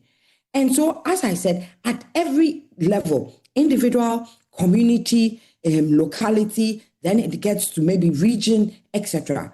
If we all start to take those, look, are we even separating our waste? I want to know, Ladi, do you have a separation of waste in your home. No, I don't. That you say that food will go here, and I don't, but I must ensure that I have a committed Aboboya guy. Otherwise, my refuse will sit in my home.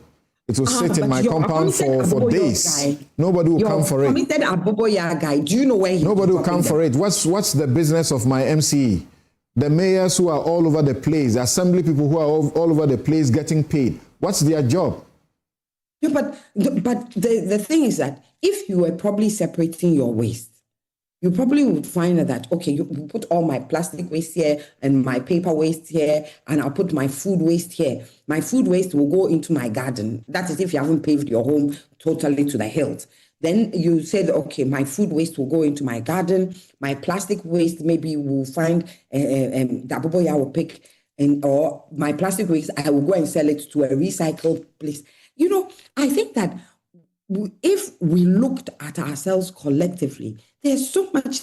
Okay, thank you. Let me come back here in the studio. Yes, Inusa, you heard the statements that were made from the minister, and in Parliament it became the usual ball.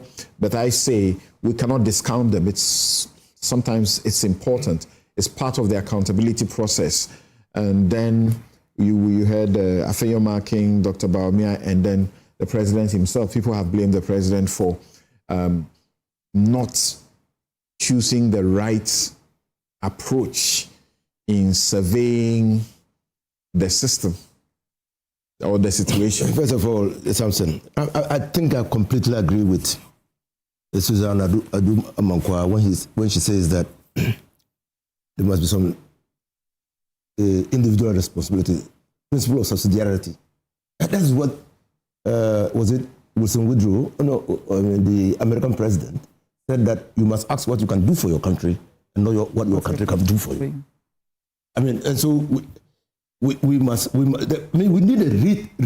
reimagining the solution to this problem, because repeated mistakes has never been considered as experience.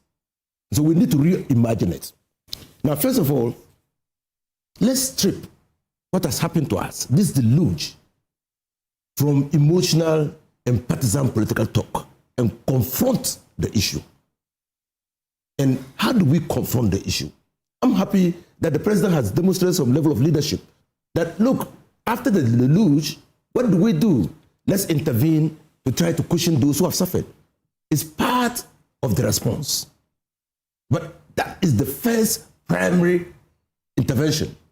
I want my tax money to be used for prevention and not afterwards to try and cure situations. Yeah, well, if the situation doesn't happen, how do you even anticipate? Because you are capable of making it not happen. So that's what we're saying. Even if it will happen, not at a certain degree. Now what has happened will give engineers an opportunity to remodel. But this has happened over and again. Oh, but when are we learning? We're learning. You mean nothing has been done over the years? But yes, that is inadequate. Now, I say reimagining. You see, these shifting sands of politics will not help us. Countries have developed not because of politics, but because of the way individuals have taken the responsibility to partner government to develop the countries. Because of the leadership that the politics gives to those countries. I agree. That the biggest human invention has been the bringing into being what we call democracy. That people should have the opportunity to rule themselves. And so, you see, even in the utilization of resources for the country, there is a tripartite angle. You have the rights, Samson, you are demanding your right now. You say, oh, I pay taxes. So somebody must be, those taxes become resources of state. Somebody is using the resources to improve your welfare, okay, and make sure that the country is governed well. And then you are demanding accountability. So you see the triangle, you have rights, you have resources, you have accountability. So you have a right to demand. You have a right to demand. If somebody throws trash, the law says they should not be allowed. Catch them, punish them. So the next person will not do it. That's why we have to reimagine. In Singapore, you don't even need, you don't have to organize a party, get to the place and come and clean it. While you are partying, You must be cleaning while you are partying. When you eat, you go and put it in the dustbin. At the time you are leaving, the place is as clean as you met it. You can't exactly my point. That's a result of leadership. So that's the attitudinal. But come on it. You see, it's an institutional paralysis that you are looking at. And I'm happy the president is saying that probably we will be electing our metropolitan, municipal, and district chief executives. Why? Tell me which part of this country is not under the jurisdiction of a municipal, metropolitan, or district chief executive. Tell me which part. Maybe the sea. Why haven't they been able, one, to control illegal structures in their various jurisdictional areas? Why? The planning department is a decentralized body. Why haven't they been able to show clearly the planning structure of the districts? Why have they watched for illegal structures to spring up in waterways? I think that's a major question. What? So that is it. So you need to reimagine those who grant those permits for buildings to sit in waterways. They are right there in those assemblies. Samson, you are even assuming that those structures that have come up on the waterways have got permits. They don't. That's just assuming. If they don't have permits, still the leader's job. They should not be sitting there. Agree entirely. They should not have come up there in the first place. Agree entirely with you, and I say to you that no nation has ever developed through indiscipline. No nation. Nations have developed by being disciplined. And this discipline must come voluntarily. But that's not what we see. Do you remember President Akufo and the Agbogbloshie market? Agbogbloshie is a low-lying area. That's the sponge. That's the wetland. When all the waters come from the Akwapim Ridge and other areas, initially, that was where the water was going to pond and gradually make its way into the sea. We went, settled on it, blocked the water. All those people there, they have permits. Before went to the World Bank, took money, and said, we're going to resettle them at Ajin Kotoku. Politics entered the way, and they're still there. So we need to reimagine. Say leadership failed, not politics entered the way. And as we speak, we're talking about places that have been flooded, where the chunk of the politicians, you have your homes there, right? Places that you shouldn't have built, you have built. Why don't we know about places, Ramsar sites, that were willed to people and their descendants? You have invited me to comment on Ramsar site when I was Minister of Lands and Natural Resources. With Buvulati, I mean, because Ramsar site is a protected site, for God's sake. No person can have title to land over there. No person. It's protected under international conventions. Protected for our own benefit. And yet, people went and erected concrete structures. People including people political in power. class. Yeah. People in power. But it's because those in power go there first. The ordinary man is now emboldened to also go. Because his insurance is the politician. The fish rots from the head. Exactly. Talk about the agri mechanization area. What has happened? What has happened? Talk about Chimota Forest. What has happened? Built forever. The green belt. Susan talked about the green belt. Every day I'm exercising on the Eburi. You will not fail to realize how we dissipate the resources of this country. When you come down Eburi, flatland was initially earmarked for agricultural purposes to take advantage of the water. What has happened? What is the green belt? So we need to reimagine the way we deal with it. Whatever has happened is the result of failure of leadership, period. That's why in leadership, how do we select our leaders? You see, when you talk about rights, resources, and accountability, and you, the citizen in front, expand the discussion. When you elect your district chief executive, as your leader in that community. He is there to help you deal with the problems of that community. If he fails to deal with the problems of that community, that is what we call political accountability. Because you will have a term. And when that term comes, you assess him on his performance. Are you proud of what you guys have supervised over at least the last decade? You see, when I talk about these floods, I'm well aware of the fact that it could be me. We're talking about people. We're talking about communities. We're talking about the lives of our own citizens. So I do not want to poison the discussion with shifting focus on how we work to improve the livelihood and welfare of the people of Ghana in those flood-prone areas. Look, you see, Samson, my condolences. As leaders, do you feel like collectively you have failed us? I feel that we have allowed politics to dictate how we approach issues confronting us as a nation. That's what I feel. And I feel that there are certain issues that go beyond politics. Politics without principles. That's what the bunch of you all guys who are pretending to be leaders, that's who you are. That's what your Samson's take has always said, politics without principles. But I'm saying that we should go back to the principle, the first principles of human existence. First principles. Do unto yourself or unto your neighbor what you want done to you. Now you come, you are rich. You are feeling up. You remember Rollins and his body on the trade fair site? You remember? Yeah. And that resulted in his death. Right? Because of that place, that ponding place. Go there and see, half of it has been filled up. So the water comes, it doesn't enter the sea at a go, it has no place to pond.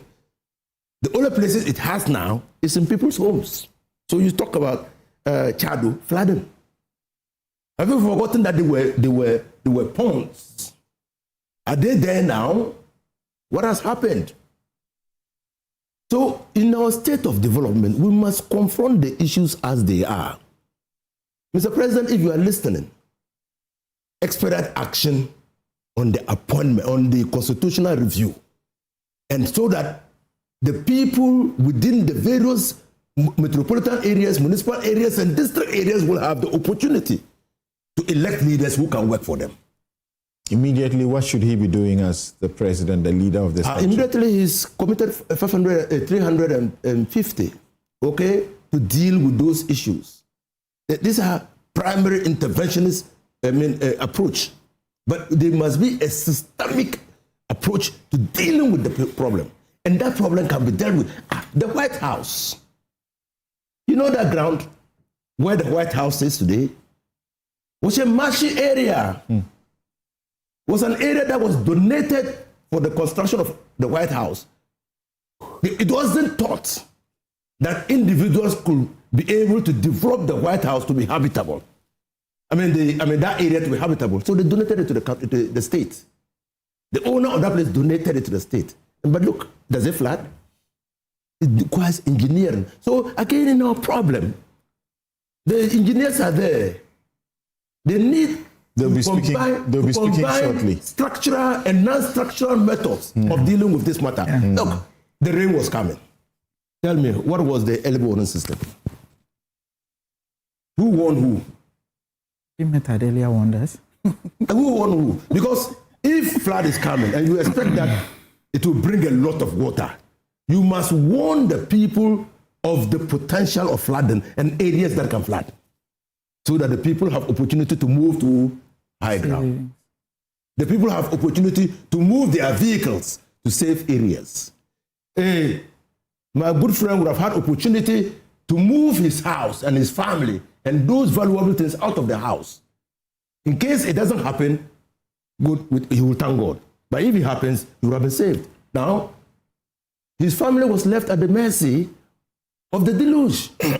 So we need to reimagine how to deal with this problem. Dennis, I'll hear you, and then the experts who are around, I'm going to go spend sufficient time with them so they help us to go over what must be done, and we can only hope and pray, you know. Yeah, hope and pray. It's like the Black Stars, you know, they've been doing very poorly, and yet when they are going to the World Cup, suddenly we feel that they must win. What's wrong with us? Yes. Council, I listened to Honorable Former Minister, and I think he agrees with you. It's leadership. He just has a responsibility to at least make the current leadership not suffer too much damage. And largely, even if you listen to the final argument he made, it's leadership. In every society, there will be thieves, there will be criminals, there will be miscreants, there will be deviants, there will be recidivists. There are everywhere. But leadership ensures that all these people, including the saints, the popes, the pastors, are able to coexist in a way that the society thrives. So it is leadership. To try and use the indiscipline of a few as a cover for leadership failure is unacceptable. That is why the mandate has been given to you. If all of us were pastors and popes and saints, we will not elect leaders. We elect leaders because we know that the society that we run, all of us are not at the same wavelength, and so people would misbehave. And so you'll be given a mandate to ensure that the majority of us who are respecting the laws and the rules do not suffer from the actions of the few who are doing all this indisciplined stuff. So the president and the government has failed us. That is the summary of it. And this is not politics. This is accountability. Yesterday, the government that was in place had to take responsibility. And I take inspiration from our president. He was clear. He said that the flood and rains in Accra was as a result of Akufo-Addo's failure. I believe him. I agree with him. And that is why a lot of people who probably suffered floods in 2021, 2022, 2023 went and probably voted against the MPP because they had a presidential candidate who said he had a solution. So there is no question. Nobody in this country is responsible for the flooding other than the government. Nobody. No. Nobody else other than the government. You are not going to intervene. Nobody else. It is the government's responsibility. And let me tell you, I'll outline how I feel and I think this government has failed. You see, you come to office. One of the biggest red flag, or everybody knows in the capital, is flood. Every government is aware of that. And that is why immediately you came to office, you formed an anti-flood task force. Why did you form that anti-flood task force? If you didn't have the responsibility to deal with flood, why would you go ahead to form a task force? It means that you acknowledge that it is your responsibility. If not, why did you set up a task force? Now this task force immediately put bloggers in a vehicle and asked them to go and wait for them whilst they fly in a chopper, landed the chopper, and briefed the bloggers what they have seen, and said big things about how they've been given the mandate, marching orders by the president to ensure that this time we do not see flooding, and that they are going to do all they have to do, led by no mean a person than the Deputy Chief of Staff of the Republic of Ghana in charge of operations. It meant that he can command any state resource available to ensure that there is no flooding in the city. Nobody else is responsible for what happened on Monday. It is the government. And I'll tell you more. The anti-floods responsibility, task force responsibility, is to ensure that what happened on Monday did not happen. Not only that, remember that 3 weeks before Monday, another one had happened, that people had died. So first of all, that anti-flood task force failed. Because your job is to your job is to prevent. You would have succeeded if there was no flooding. As long as we have seen flood in such a devastating nature, you failed. Take responsibility. Don't make excuses. It is disrespectful. It is insulting. It is heartbreaking. When you were given a responsibility to anti something and the thing has happened and you want to shift blame. Number two, the government has managed the crisis and the disaster in the most shambolic manner than we have ever seen. And I will explain to you, Samson. You see, the flood happened. Remember, there was a flood about 2 or 3 weeks before the Monday one. The one that some building collapsed in Nadenta and some people died. That was the first warning. Remember, people died with that one. What did the government do? There was a building that collapsed right here around Caprice. What did the government do? What was the government's response to all of these things? There are 3 or 4 levels of people who are affected by this, and I'll explain to you. The government quickly comes in the middle of the disaster and says that, oh, we are in a chopper, we are looking at how bad the situation is. The next morning, they said we have allocated 350 million for flood relief and flood mitigation. And this is where they are missing the point. Today is Saturday, 5 clear days since the flood happened. I haven't been able to enter my home. My house is empty. Nobody has called me. Nobody has come to me. Nobody has asked me where I sleep, what I eat, what my family is eating, where they sleep. I am just one citizen. Forget about me because I am in the category of people who can find their way around. So put us in a different bracket. Now, for those who cannot find their way around, those who live along the Addo River, those who live at Tiptoe Lane, those who live at Circle, that cannot find places to sleep since Monday, have you heard the government open up the sports stadium, set up a dome, giving them blankets and mattresses, and tell them that come and sleep here whilst we find ways and means to release the 350 million. So again, even in the process of the disaster, the management has been very poor. People have not been prioritized. People have not been prioritized because what a government that cares about its people does is that immediately the floods happened, I should know that for those of you who have been affected by the rain on Monday night, where are you sleeping? What are you eating? What are you wearing? Not a single one has been done.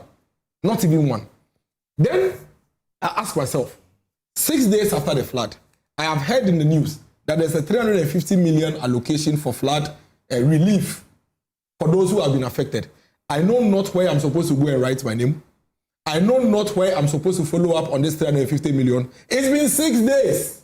I will die before the processes or whatever you are going to do happen. And that is just me. As at last night, human bodies were still being dragged from the Addo River. We do not even know the actual count of people who have died. The number of young people who sleep on the streets that have been washed away by this rain are not counted because nobody is even looking for them. Nobody knows them. Nobody is asking of them. Because for these people, it is only when they wake up in the morning that they see their bodies and talk. And you see, that statement is interesting because about a week before this flood, or less than a week before this flood, 18 people died in the central region because of flood. Yes. And we were all quiet, as if it must happen in Accra before we start talking. Those people in the central region, they don't matter. Nobody's counting them. So, see, the number of vehicles that are still stuck in the Addo River that are being dragged have not been counted yet. The losses are bigger than we are discussing. Look at them. All those who are using these vehicles, that's homes, livelihoods that are gone. Where have they been sleeping since Monday? What have they been eating? I have friends. I have family that I could put up with me and my family. I don't matter. I am just one category. The other category of people. Now, when you say you release 350 million, I ask myself, and I was asking some friends, okay, where do I find myself in the 350 million? Because I don't need rice. I don't need oil. I don't need blankets. I don't need mattress. So when you create an impression as if you are being there for me as a citizen. Some of the local leaders are distributing bulbs, light bulbs. Yes, where am I supposed to put the light bulb? Where am I supposed victims to put the of a flood? You understand what I'm saying? So that is how bad the situation is. And then before I even move to the final end of my conversation, even the response. See, NADMU, and I shout out to the Tema West NADMU. They showed up in a borrowed pickup from the district assembly, and they came with nothing except their reflective jackets. Nothing except their reflective jackets. It took, and I'll blow your mind, it took some young people from Nungwa to come with canoe, and that tells you how serious. My neighborhood, people were evacuated from their homes with canoe. It tells you how, and I'm talking about canoe on a road like you are seeing in front of your office. So it tells you how devastating the situation is. When they came, NADMO was helpless. They have nothing. So the young people were the ones who dedicated themselves, put the canoe on the water, and started looking for people and bringing people out. The disaster management itself is poor. There are no tools, there are no equipment, nothing. Where are the choppers for the security services to throw the ropes onto the surfaces of the river so that people will hold and then they drag them out of the other river? Where is it? How difficult is it to do this? And you are telling me that it's not the government's fault. Whose fault is it? My house is located in one of the most planned areas in Ghana. I live in one of the most planned neighborhoods in Ghana. Why am I flooding? Me. Some say, look at me. Tell me who I should blame for my flood. I don't dump in refuse into any waste bin, any drain. I haven't built in waterway. I live in an area that is planned by the government itself.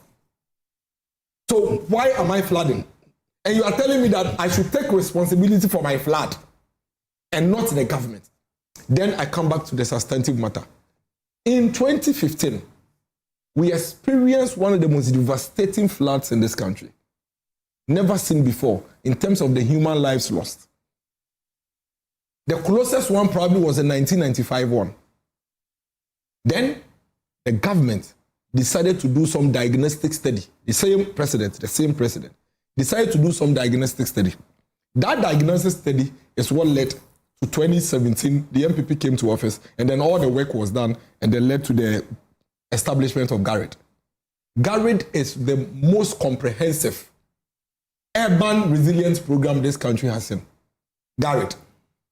GARID, in the meanwhile, is Greater Accra Resilient and Integrated Development Project. GARID. We'll get into it and in a deeper way because. Yes. And something I need you to bear me out.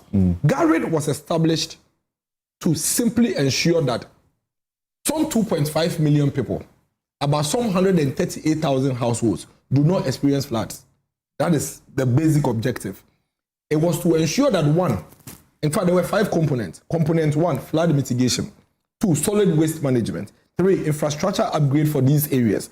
4, project management. The final one was the contingent emergency response component. Now, when GARID was established, all the technical work, all the feasibility studies, everything this country needs to know when it comes to flood, drainage control in the city, in the capital, was undertaken under the GARID program.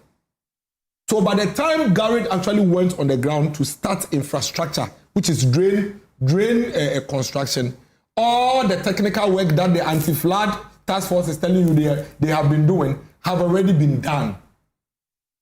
It has already been done.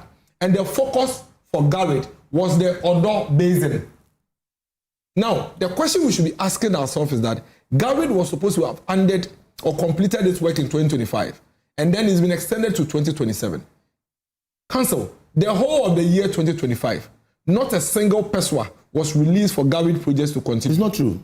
Oh, it's not true. It's not true. You allow me to read it for you. Please. It's not true. I'm not. Please, I beg you. I have the figures. It's not true. It's not true. Every spend on GARID. I beg you. Yeah. Wait. No. Let him take us there. No. I don't want to tell lies on this program.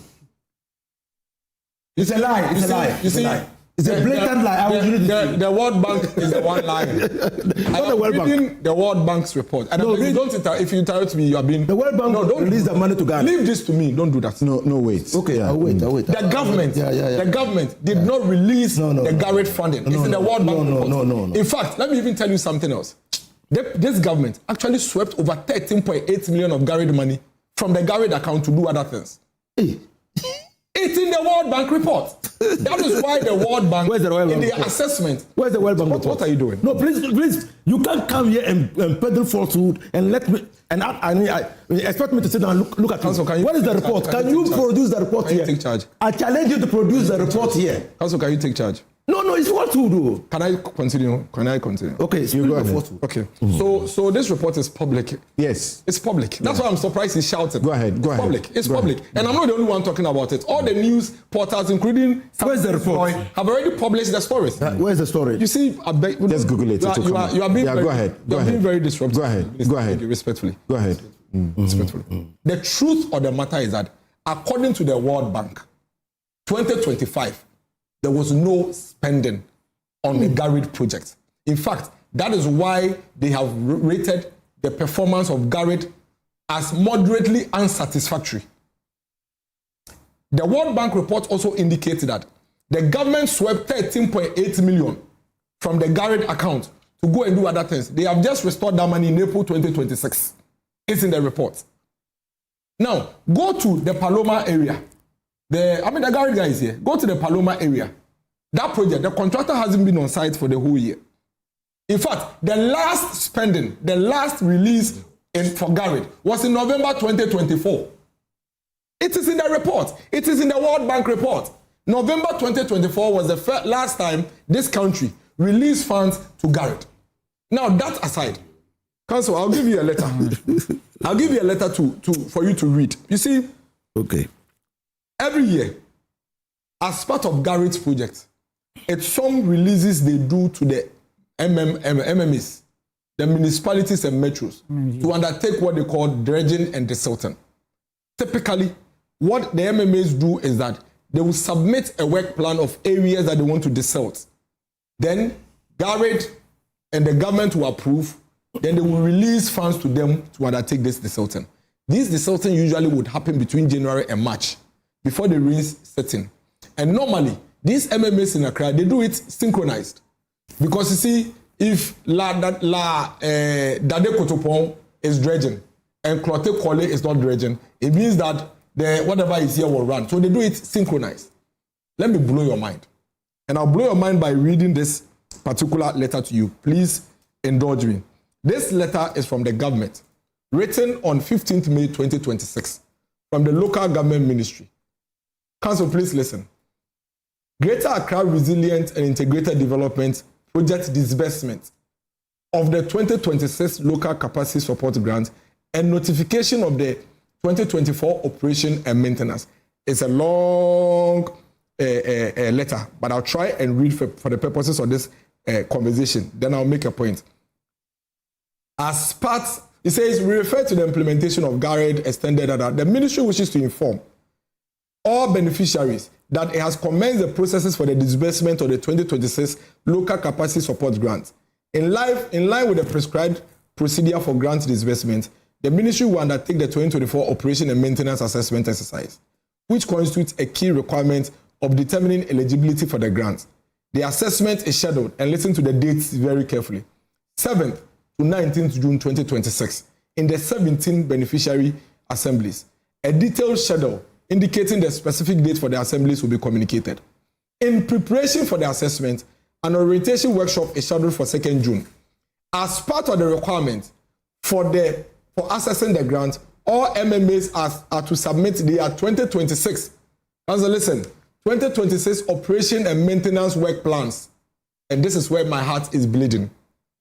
To the ministry by 25th June 2026. The indicative budget is 420,000, applying the allocation percentage of 85% for works, which is the desilting, and 15% for institutional development component. As we speak, the desilting and dredging that municipalities in these areas in Accra are supposed to do, lawyer Samson Ayenini, to ensure that 2026 rains, when they come, at least will be mitigated in terms of flood, have not even been approved yet. Okay. Let me repeat. Yeah, I need you to take a break. Yeah. Let me wrap up on this, I beg you. As we speak, so if somebody wants to understand why this city flooded within a month in the way it did, it is because the government did not prepare. Because as we speak, even the work plan for the assemblies in Accra to desilt and dredge have only been submitted on 25th June 2026 after flooding has already happened in Accra. It has not been approved for the monies to be released, for even procurement to be done to enable these district assemblies to undertake this dredging activity and desilting activity so that when it rains, the water will have a proper channel to move within the city. So if this is the situation, and then you are being held accountable, and you come and tell me that I have flooded in a TDC planned area, and that we are all involved, and that we are all responsible, I am sorry. Okay. You are being disrespectful to me, you are being insensitive. No, hold on. And you are being completely unfair. Hold on, let me come. You failed. Hold on. No work. Hold on for me. And that is why we are flooded in the manner we have. All right, thank you. And you might take. Hold on, thank you. For the very first time, Inus of Seni is complaining about time allocation. Yeah. Don't worry. Now, I have the spreadsheet of every dime of the disbursement for Garrick since it began. And I have seen a way in which Franklin Cudjoe has used those figures to in a prosaic way, to explain, to make better understanding. Because the spreadsheet I have only tells you the amount spent for and what disbursed for and what time. So here are the facts. That between 2019 and 2024, the previous administration drew down $103.8 million from the World Bank. 350 million was loan. US dollar was loan. And here is how the money was used. 22.1 million, that is 21%, went to training. This is documented training. 7.9 million US dollars, 7% of the money, was spent on consultancies. I've seen it in the original document. Consultancies. 60.8 million, that is 59% of the money, which Franklin Cudjoe describes as a lion's share, was diverted to COVID-19 related spending. 1.68 million, 2% of the money, was used for other costs, largely the purchase of vehicles. Just 11.4 million, barely 11% of the entire loan, was actually spent on flood prevention and mitigation works. Please note that just 11.4 million, barely 11% of the entire loan, was actually spent on flood prevention and mitigation works. Put plainly, nearly $9 US dollars out of every 10 US dollars went to things other than protecting Ghanaians from the floods. Only $1 US dollars out of every 10 US dollars was used for the project's core purpose. So when the Mahama administration took over, it sought to do something to ensure expenditure of the remaining funds will align with what the Garrick project was meant to achieve. So what did the ministry do? They engaged the World Bank and secured an agreement to repurpose the remaining funds, redirecting them squarely towards flood prevention infrastructure. And this is where Franklin says, that isn't delay. That is a deliberate, responsible decision to make sure the money does what it was always supposed to do.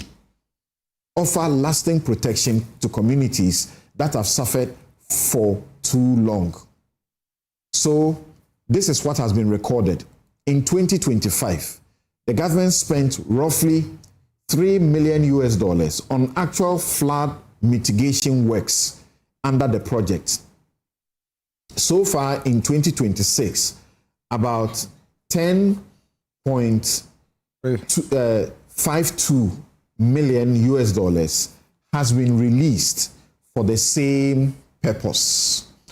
So that brings the total for 2025 to 2026 to approximately 13.52 million US dollars, already exceeding the 11.4 million US dollars spent on flood works over the entire previous 6-year period. Puzzle. So no, wait. Hold on. It's very important. Wait. I know what you have said is important. Just hold on. Yes. You have said it's important, so just hold on. So this is the information you want to hear, correct, Inusa? Yes, and to give him specifics. The last payment under the Akufo-Addo and the Garrick occurred on 4th January 2025. The first payment, utilization of Garrick funds under John Dramani Mahama happened on 4th February 2025. How much? Mention the last, you are saying that nothing has happened. I listened to you carefully. Listen, please. So after I laid out what I had to, you still feel you must speak. I'm still, you see, he said no funds has been released. And what have I shown? I'm going to tell him specifically. I have shown that between 2025 and 2026, my brother Samson, what has been for the purposes of the project itself far exceeds what the entire 6 years of the Akufo-Addo administration dedicated to the project. 11 million compared to 13 million under John Mahama. Yes, I agree. I'm putting it in better context. Okay.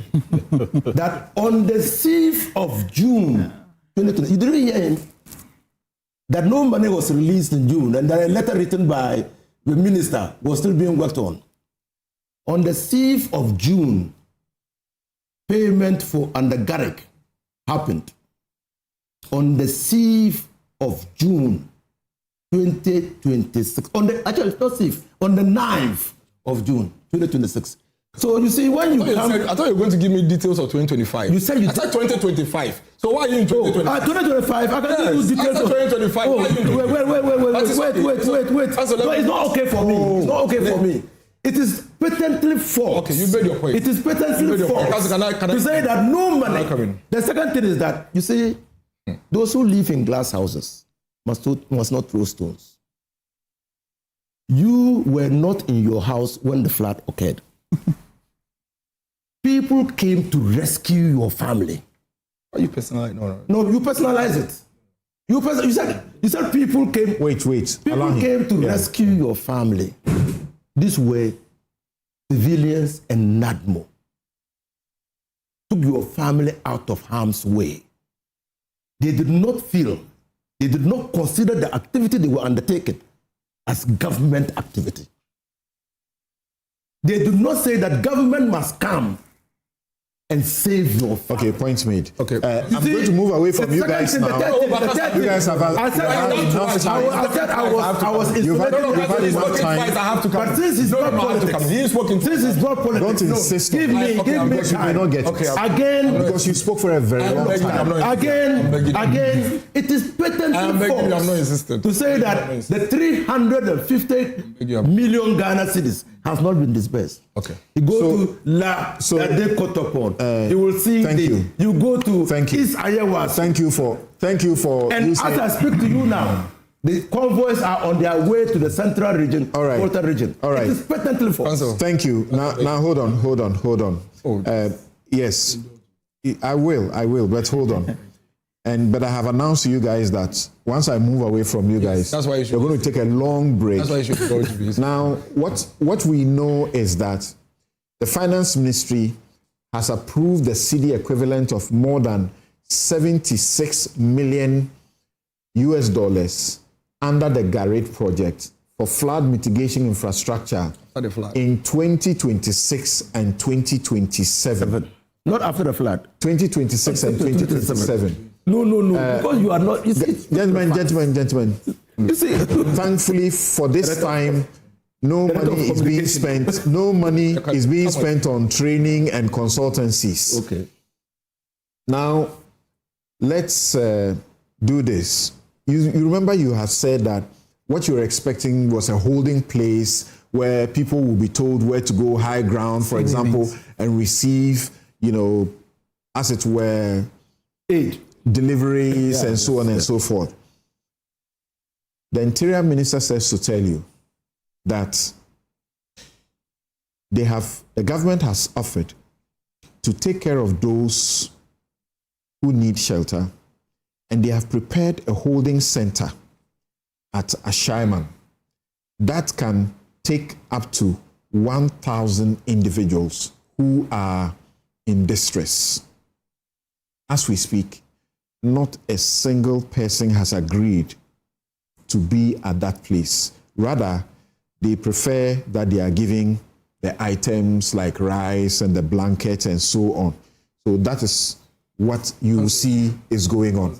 You see, in 1 minute, what rebuttal is it that you want to give before I go to my other guest? There's something about this. I'm holding you to a minute. There's something about dishonesty with intellectuals.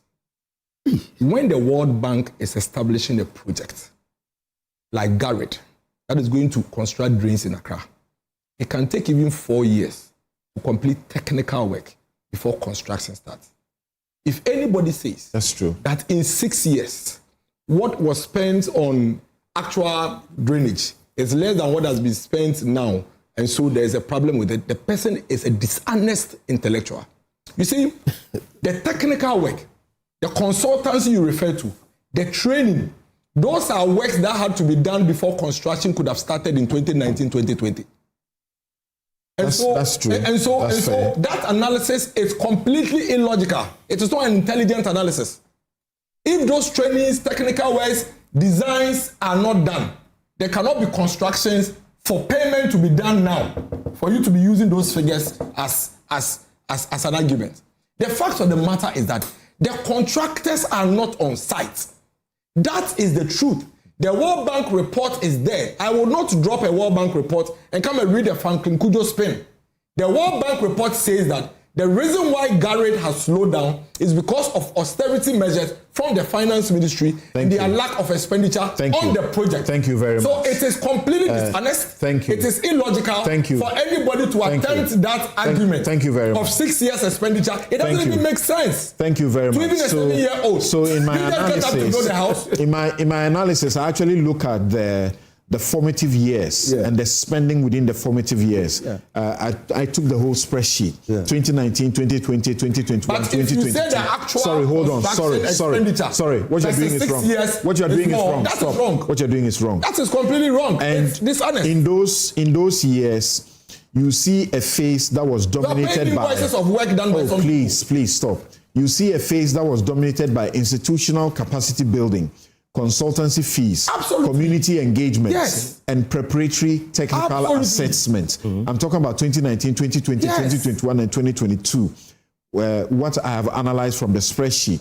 And then 2023 to 2024, you have a scaling phase where you have strategic engineering, and then the disbursements continue from there. Then you have what you call maybe the peak years, large-scale intervention, 2025 and 2020. That is why it makes no sense 2025 and 2026. Construction now, what was done in the 6 years. Now, absolutely. This is what I'm going to do. No, don't disrupt. Dishonest. Don't disrupt. Stop. It's dishonest. Don't disrupt any further. That was done for the past 3 days. It's dishonest. Please, stop. It's okay. When it was I'm going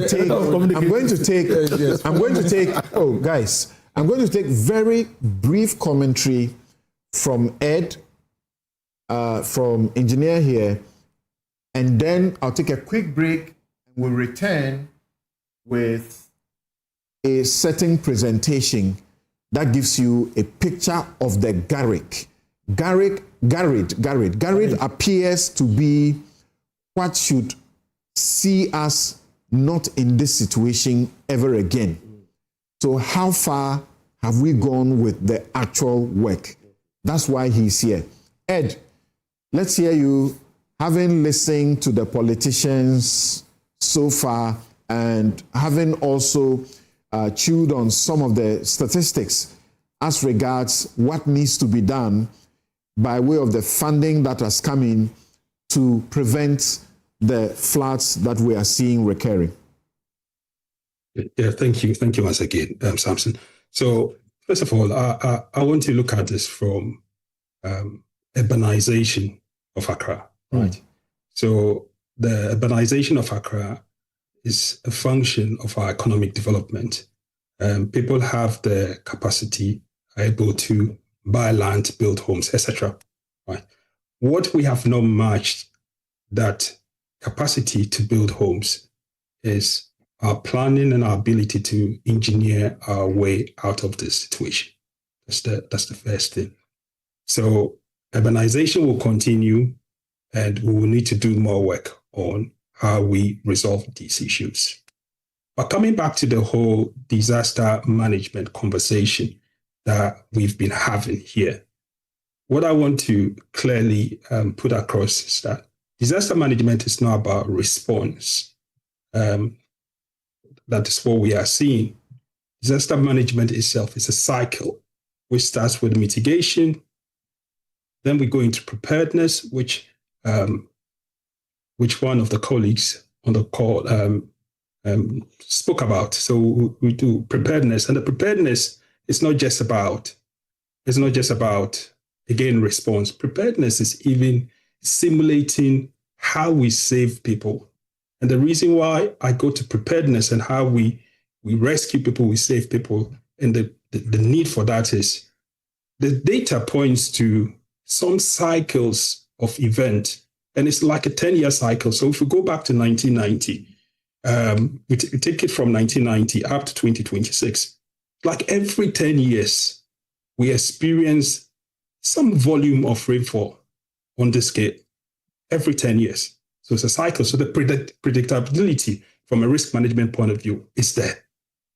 So from 1990 through to 2026, July 3rd, 243.9 mm in an hour. June 3rd, 21.2.8 mm. June 9th, 182.5 mm. Then 2026, June 29th, 169.2 mm. So almost every 10 years, some event of this nature is happening. So the predictability is there. So our level of preparedness and how we dealt with the situation shouldn't have been what it is. So this one, I'm not even being scientific. I'm not talking about early warning systems. I'm just looking at pure data for those who plan for these things to have worked with. So that in itself failed. So we didn't prepare for a mass casualty event. How would rescue people? There are no simulations. I think I've looked at the literature. I've tried to find out whether we do any practices, whether NADMO engages in this type of activity in conjunction with the military to help deal with this situation. It doesn't exist. So that is the preparedness element, right? We don't have it. So there's been massive failures. But when we come to the mitigation element, which we've dealt with through the GARID process, reading about what GARID intends to do, it is fantastic if you look at the detail of what it wants to do. And if it succeeds, it should lead to flood reduction. What we need to believe is that flood elimination, it wouldn't be possible. So we need to reduce flood and we need to reduce the effect of flood in Accra. So that is the fact that we need to establish.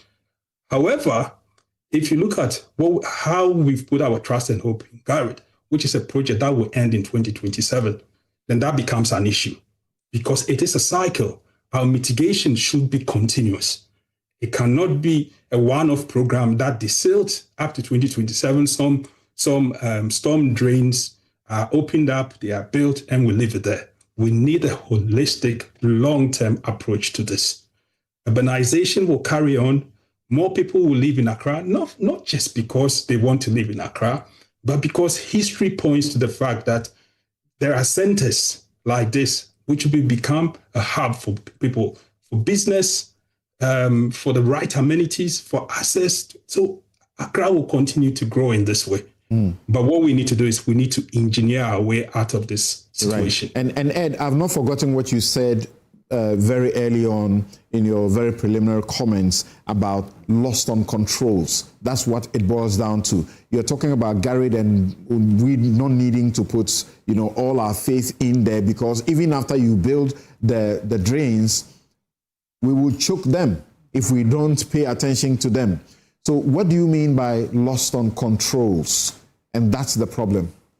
Yeah, so when we saw the picture, so because where I'm located, my jurisdiction, I can only go by pictures, right? So you look at pictures and you look at I call it the baller bag. The massive heap of baller. So that is what I've termed it, the baller bag. If you look at the baller bag and you start analyzing the baller, they say, you start looking at the constituent part of the baller. So plastics, wooden debris here and there, bottles, all of those things. So they give you an idea, the failure of our system. So people talk about attitudes of individuals, right? But we need to look beyond the attitude of the individual. Why is that guy putting that rubbish in the open drain? Is it because he doesn't have a means to put it where he has to put them? So these are questions that... Yeah, that's number one. That because that is actually a fact for many homes. They don't have, the bins. It's a project that was started, and I understand that 1 million bins were distributed by Zoom Lion or so, and after that, problems. Ed, I'll tell you this story very briefly. I belong to the One Ghana movement with Senyo Husi as the convener, Professor Akufo-Addo in there. Dr. Joy Sai, was on the board with us. And we said, we're going to get Ghanaians to commit to the pledge. And by getting Ghanaians to commit to the pledge, we started a program. We bought bins and put them by some of the streets where people relax and wait for bus stops. Guess what? They got stolen. We had to engineer to get the bins locked. When they were there, people went to cut the chains to steal the bins. So there are deep issues. There are deep issues. But like I said, all of this is a cycle. So we don't stop, right? We don't stop. So the mitigation element is a continuous thing. But we've dealt with the issue of the individual, right? And their attitude, which I even go beyond the individual, do another why. Why is the individual behaving in that way? So there's an element of education, there's an element of providing him with where he has to put his rubbish. So so it then links back into leadership. Are we providing it? The municipalities, are they, doing all of these things? So let's put it to one side. Then let's look at the constant conversation around waterways and the demolition of buildings, etc., and the failure of those controls that exist. Samson, when you did your take, you clearly identified a law in black and white. Laws. There are dozens of laws. I only decided to pick only 3 of them.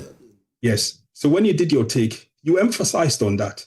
From a governance and controls point of view, you start off with what should prevent this individual from undertaking this exercise. So the law becomes my power for enforcement. Okay, so it exists. Then I go to town planning and land, etc. Then the question I ask them is, are all my waterways marked? So I'm looking at this from a governance and controls point of view. So are all my waterways marked? And my research shows that some are marked, some are not, right? So those that are now marked, there is a black and white issue there. So we can look at. But the ones that are marked, why have we allowed this? So that's a complete failure of a control. And the control is enshrined in law, which we need to enforce. So if you look at waterways, our waterways being blocked, the storm drains we have not being able to cope with the volume of water, which this volume of water, if you look at the data, it's predictable. You don't need early warning systems. You don't need the weather to change. If you look at the patterns, like the cycles, you're looking at 10 to 11 years, same volume of water, we receiving it and all of this damage happening. So total controls failure, which has led to this. But when we look at the sum of all of these things, the question you need to ask is, can all of these be fixed? We've seen what government has proposed with the recent announcement of a named person to lead this. Again, in governance, risk management, you need a named person we can point to who has mandate for delivering on the mitigation arrangement. And if you look at the recovery process, we've assigned it to somebody. They've set up a number of committees, which are looking at different things. It's a step in the right direction, but a step too late in the process. But I'm hoping that step can lead to better arrangement and better mitigation exercise that brings all of this disaster risk management into full and proper context. Thank you. Now let me return to Engineer Michael Obin-Konadu. You chair, the Civil Technical Division of the Ghana Institution of Engineering, and there are people who have asked, but what role do you also have to play in this as engineers? Your people are all over in the assemblies. They are the ones that are approving where they should not approve. They are the ones that people are going for approvals. They won't do the approvals. The people are compelled to go and build anyway. People are looking for permits, and it will take them years. And by default, they go and just build. They go and write produce permit, or the next time the produce permit red ink is not dry, and the building is continuing. And this is what we have. What's our way out? Because there are people who are sending me messages now who say, like Ed is pointing to an individual, this military officer, what is his name again? Yabua. Yeah, who has been appointed to do some kind of, an aggressive work. And say, but what have we not seen? Do we discount the impact of Galamsey on the flooding we are beginning to see? That didn't used to be the case, including as Erasmus Asaredonko is showing us from the Amansia area in the Ashanti region. And that one, which is even easy to fight, so to speak, we can locate the people and stop them. We have set up Operation whatever, Vanguard, whatever, nothing. We are not seeing anything. So why are we putting faith in somebody being appointed to stop anything? I'm saying you've confused. You started from permitting. Yes. You ended in Galamsey. Yes. But let me correct a certain impression first. It is not the engineers who give permits. No. The MMDAs, the assemblies, are the ones that by law give permits. They have a committee within it, and engineers sit on that committee, I agree. Planners and other people. Listening to what has been going on around the table, what I would say is that what we're seeing now is the cumulative effect of a number of failures. One, planning failure, permitting failure, land use failure, waste management failure. And all of these have been impacted by an extreme weather event. That is how come we are where we are. So for us as an institution, we have given out a position paper. We try to analyze all these causes in a bit more detail, and we are making proposals for the way forward. We think, simply put, there are two things that must be done. The first one is the enforcement. That's where the loss of controls thing comes inside. Consistent enforcement. After the horses have bolted? After, we will continue to have floods. This is only one event. In fact, if we are not lucky, we may have more rainfall. The whole West Africa region is moving out of a drought situation. So one came a bit earlier. This one too has come. For us, we started looking at this last year, and we got one of our professors who did quite a bit of study, and he gave us policy document in the direction that we must move, so that in the future we will minimize the effects of flood. As for these extreme rainfall things, no drainage system can completely evacuate it. But looking at our history of... But they will minimize it. They will minimize the impacts of it. Yes. As for the same amount of water will flow. But how we handle it. So for instance, in the past, our philosophy for drainage design was, look, let's get all the water that comes to quickly leave the system. So a certain conveyor system was put in place, certain sizes of drains, the whole network. The idea is that once it rains, quickly, we must move. But you see, the time we were doing those kind of designs. The environment had a certain natural ability to support us. Rainfalls in certain areas, it infiltrates. In certain areas, it ponds. In certain areas, by the time it meanders and gets to where the urban development is, it has slowed down and things like that. Over the years, the impact of urbanization is such that we have compromised nature's ability to help us. So moving forward, and this is not just for Ghana, but internationally, the movement is that now let us manage our urban storm waters in such a way that the water is held for some time somewhere. It is delayed, before it moves. So now we're saying that let us go back to nature. So you see that we start talking about things like nature-based solutions. Nature-based solutions. The wetlands that we have taken away, we have to now start recreating. That one, there are no two ways about it. Oh, you see?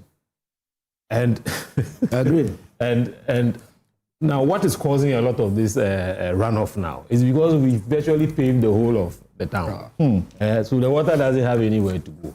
And what causes the paving? People are developing estates, whatever, doing their nice commercial business and throwing the water into the public system, which is not, the capacity has been compromised with time. We have massive maintenance problems. We've lost some of the drains somewhere along the way and things like that. And our waste management is moving the thing to a higher degree. Like we all saw in earlier videos, the trash and things. It's not supposed to be in the drainage system. So we have to start looking at them. One of the significant things that we are going to push for, actually we agree it's leadership, and we as an institution are developing a paper to go and meet Parliament. So that is the leadership. And then we sit down with them and explain how we think it should be done.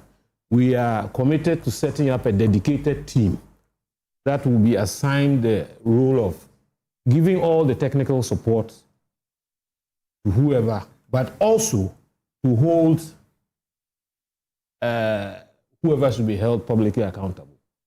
Now, we are not going to sit down and just after preparing a plan or a program and hope that it works. We've decided that it is necessary that we work with the system every step of the way, and over the next so many years, put in a new nature mimicking stormwater management system that we can all work with. It requires us to clearly delineate a lead agency for this. If you look at the governance system now, the assemblies give permits, and they actually have the power to change certain areas and decide that here we wouldn't have a wetland here again, we will put estates and things there. We think there should be a government lead agency that will be empowered. We have the Ghana Hydrological Services Authority. We think it should be considered as a lead agency. And to do that, certain of its powers must be improved. We think it should be accountable to Parliament, or a certain arrangement of Parliament. And then this particular body should have the ability to approve certain kinds of developments. You see, the flood thing does not respect administrative boundaries. MMDA, it doesn't. It moves across. So we must have an arrangement where we have what we will call catchment or drainage basin. Integrated plan. Drainage basin planning and things. So that if any assembly project or development does not align with this thing, they should have the power to stop it. When we come to assembly level two, they are supposed to issue permits, and they are supposed to. It has been assumed that they will be reasonable in considering certain things. Over the years, we have seen that doesn't work. Right. So now we are proposing that there are very specific assistances that must be given to them in terms of standard specifications. And my final question to you before I take a break and return to have Bernard do the Garrick presentation for us will be about something that Reginald Sechi Brown shared with me. It's this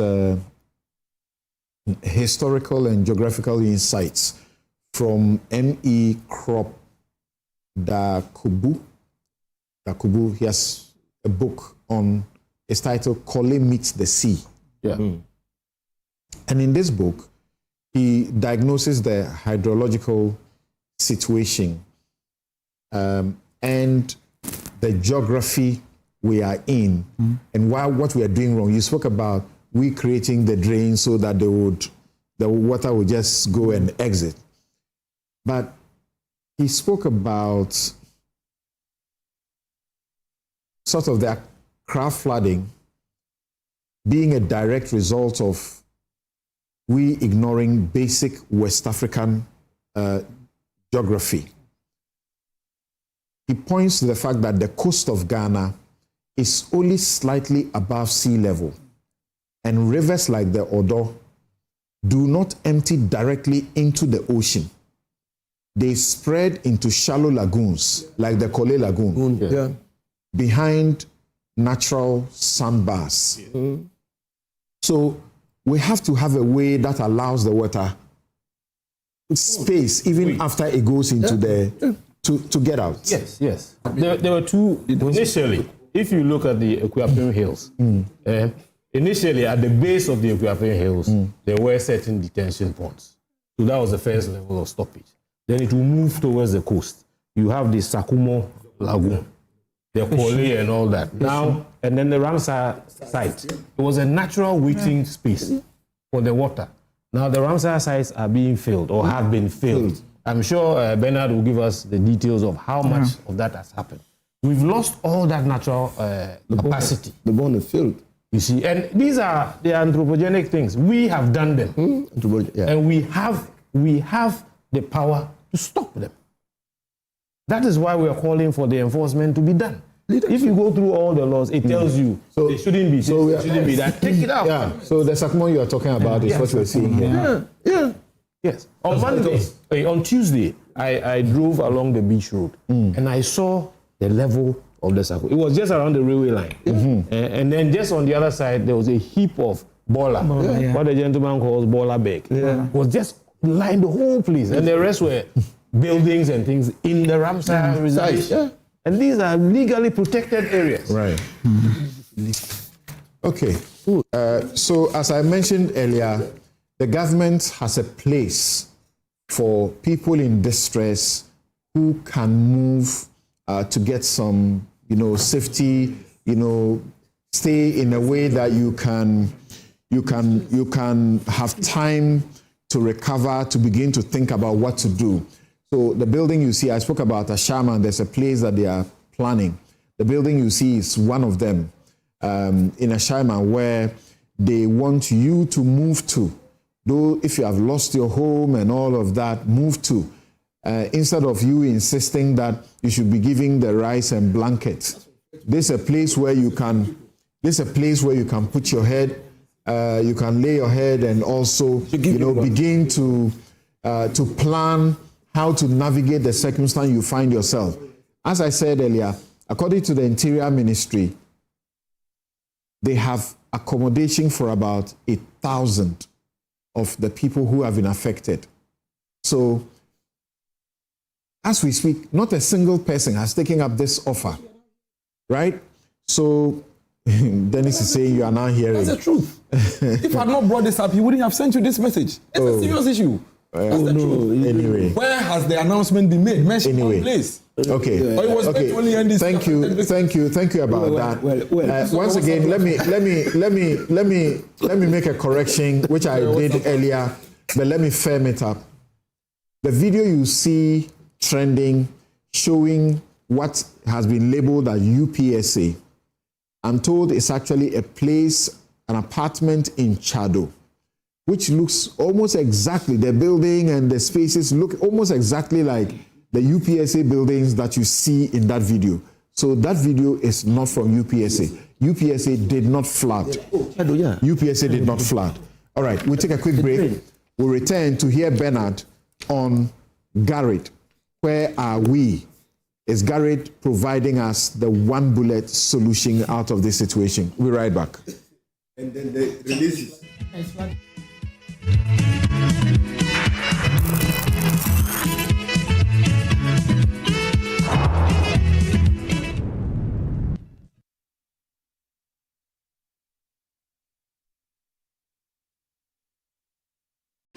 Another week is here on the greatest of all time show. My name is Giovanni Clip, and tonight we're bringing you talent. Contestant number 1, let's bring Baby Car. Let's bring. He did it for you. Cut. Oh, there is a leakage. Where's the plumber?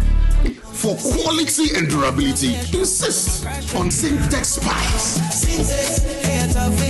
If you want quality, this be where you belong. Strong, tough, and reliable. Your perfect match to your trusted Syntex pipe. Syntex pipe, it dey carry water, no wahala. Syntex pipe, it dey make water dey flow. Syntex, and you're strong, and you're tough. Welcome to a place where everyday living is reimagined, where space, movement, and community come together effortlessly. With thoughtfully designed spaces, modern facilities, and everything you need within reach, you don't just live here, you feel safe, comfortable, and at ease. Step inside Eden Heights and discover spaces crafted for comfort, style, and everyday living. And just when it feels right, you will know. Because this isn't just about finding a house, it's about stepping into a better way of living. Eden Heights, the height of modern living. Book a private viewing today.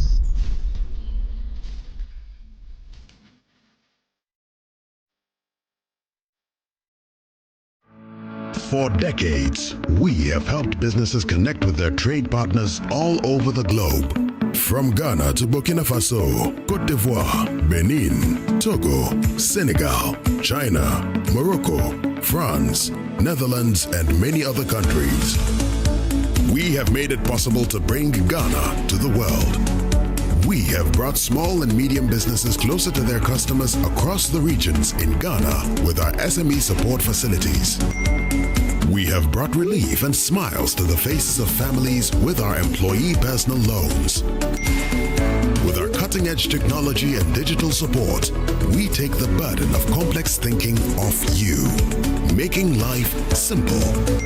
That is who we are, as close as a partner. Bank of Africa. We are indeed the African bank with the global reach. Number 1 from here, 2 and 3 from here, 5 and 6 from here, for now. Yay.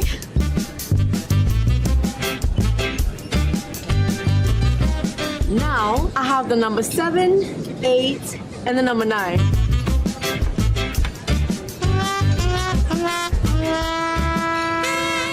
You need number 10. Please, I can't eat anymore. I mean, number 10, liver salt. The effective liver salt for the relief of stomach upset, heartburn, hyperacidity, and indigestion. Would you like to try number 11? What? Number 10 liver salt. Refreshing relief fast. Manufactured and distributed by Ernest Chemists Limited. This advert is FDA approved. In my line of work, a confident smile is everything. Kale Charcoal Toothpaste keeps me on top of my game and ensures my smile is always radiant and bright. With the tiring nature of my job, we spend several hours under the scorching sun. To keep our teeth white and our breath fresh all the time, we use none other than Kale Charcoal Toothpaste. Kale Charcoal Toothpaste. You're on a Kessie and in a kit one. Samayo Kendini, who be here, Semecha Sapapadia to Amame Manfo, Kale Charcoal's natural ingredients, and a bomb is several by, and Maniswing, Nesansu Mama Hotoso, and will beg you. Kale Charcoal Toothpaste. Choose Kale Charcoal Toothpaste for anti-cavity, whiter teeth, and fresher breath all day. Available in 80 gram and 150 gram. Grab yours today. Kale, happy smile. This advert is FDA approved. Mommy, good morning. Good morning, my son. How are you? I'm fine, thank you, Mom. How about you? I'm fine.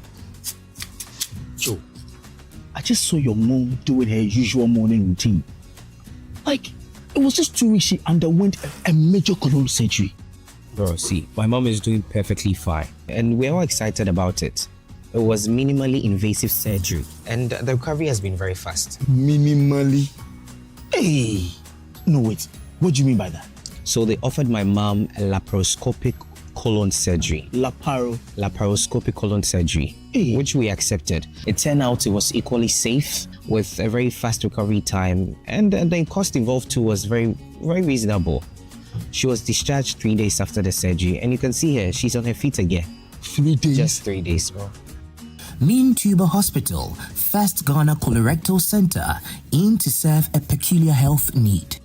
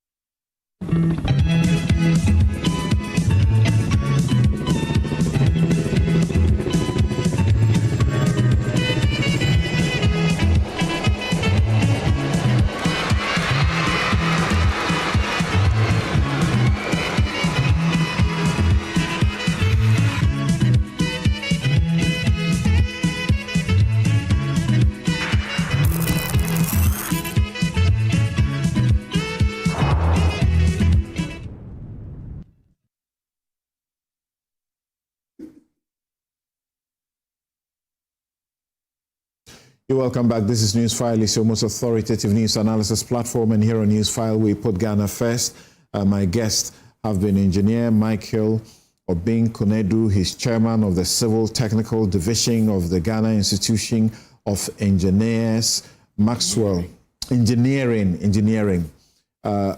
Maxwell, where has Maxwell been? Okay. Ed Andrews is operational governance and risk management experts. We had him a while ago. Now, Bernard Makafui is going to take us through the GARID situation. He is with Geographic Information Systems and Informatics Officer for GARID under the Ministry of Works, Housing and Water Resources. You listen to Dennis Miracle Sabuaji, Director of Communications for Dr. Baumia, Susan Edua Mankwa, Executive Secretary, National Interest Movement, and Inusa Fuseni, former MP Tamale Central and former Minister for Lands and Natural Resources. Okay, so Bernard, help us to understand where we are with GARID. Okay, thank you very much. Thank you to your listeners. Now, I would want to begin with some understandings, preambles, so we can build on them. Now, flooding cannot be stopped. Flooding is just water in a channel overtopping temporarily and would go back after it's able to seep in. So flooding cannot be stopped, but the impact can be reduced. So in our attempt to make it look like we can totally stop flooding, it's a wrong preamble. The next thing is that we need to understand that anytime it rains, it's two things. It rains inland and within the stream. So water has to find its way within the stream and also from inland into the stream and then finally get to the discharge point. GARID, it's as earlier explained, is Greater Accra Resilience and Integrated Development Project. It falls, initially it was under four ministries and then changed to 3. As we speak now, it's under 2 ministries. That's local government and sanitation, as well as works and housing. So in due time, the figures being thrown around, the ministers would respond. But today, my mission here is simple. Initially, GARID, or by design, GARID is supposed to look at just the Odo Basin. The Odo Basin covers from the foothills of Ebri through 17 municipal assemblies along the coast to the Kole and then discharges into the sea. But on assumption of office of the current minister, you realize that when the flooding is occurring, it occurs just beyond the Addo Basin. So relying on just the Addo Basin to fight flooding or to reduce the impact of flooding was not going to work. So last year, he asked us to look at the 9 basins within the Greater Accra region. Last year, we did 5. We did an analysis to look at the current state of these basins and that if it should rain, can it perform its function well? This year, it's just unfortunate we completed the assignment before this heavy one happened. But we had just finished and we are putting the report together when the floods came in. This year, we looked at the entire region. And this is what we found out. Now, as I was explaining, every water has its source. The source is from a high point, so normally the mountainous areas. Now, if you look at these two images, this was taken, the left one was taken in 2023 by myself, and this is 2026. You realize that the land cover in 2023 was a bit denser than what we are seeing now. And from the image, you can see people are parceling and building walls, and they are clearing the land. It's the same area. So you can see the curve here, and that's the curve. So you see people are building. This building in 2023 was not done, but that's the building here. Within this very short time? Yes, very short time. And so once the source is compromised, and naturally it has a sharp gradient, so the speed is there. Once it gets to Oyarifa or the foothills, by nature, the water is supposed to hold a bit before it moves. Now, what is happening in Oyarifa is quite interesting. We have encroached the water basins, and so the water cannot still even hold there. It's still on the move. The course has been compromised, so it's still moving at the same speed. Then it gets to Cap Price area, then it slows down. The speed combined with the volume of rainfall we are getting, and the way we have now squeezed the channel, it would overtop. And we've done models and we realize the impact will go beyond just those small areas to even plant communities or areas like where you live. Now, so we took the Weja Basin. What are we seeing? This is the Tetegu area. This was in 2010. Now, in 2026, as at last year, we had over 1,000 properties sitting here. Over 1,000. 2010, it was empty. Yes. Tetegu. This place, I can tell you on authority, no one has a permit here. Because it's a floodplain. So when it comes from Weja and it gets here, not like the document explained to you, if the sea levels are high, the water stays around the plains, after some time moves.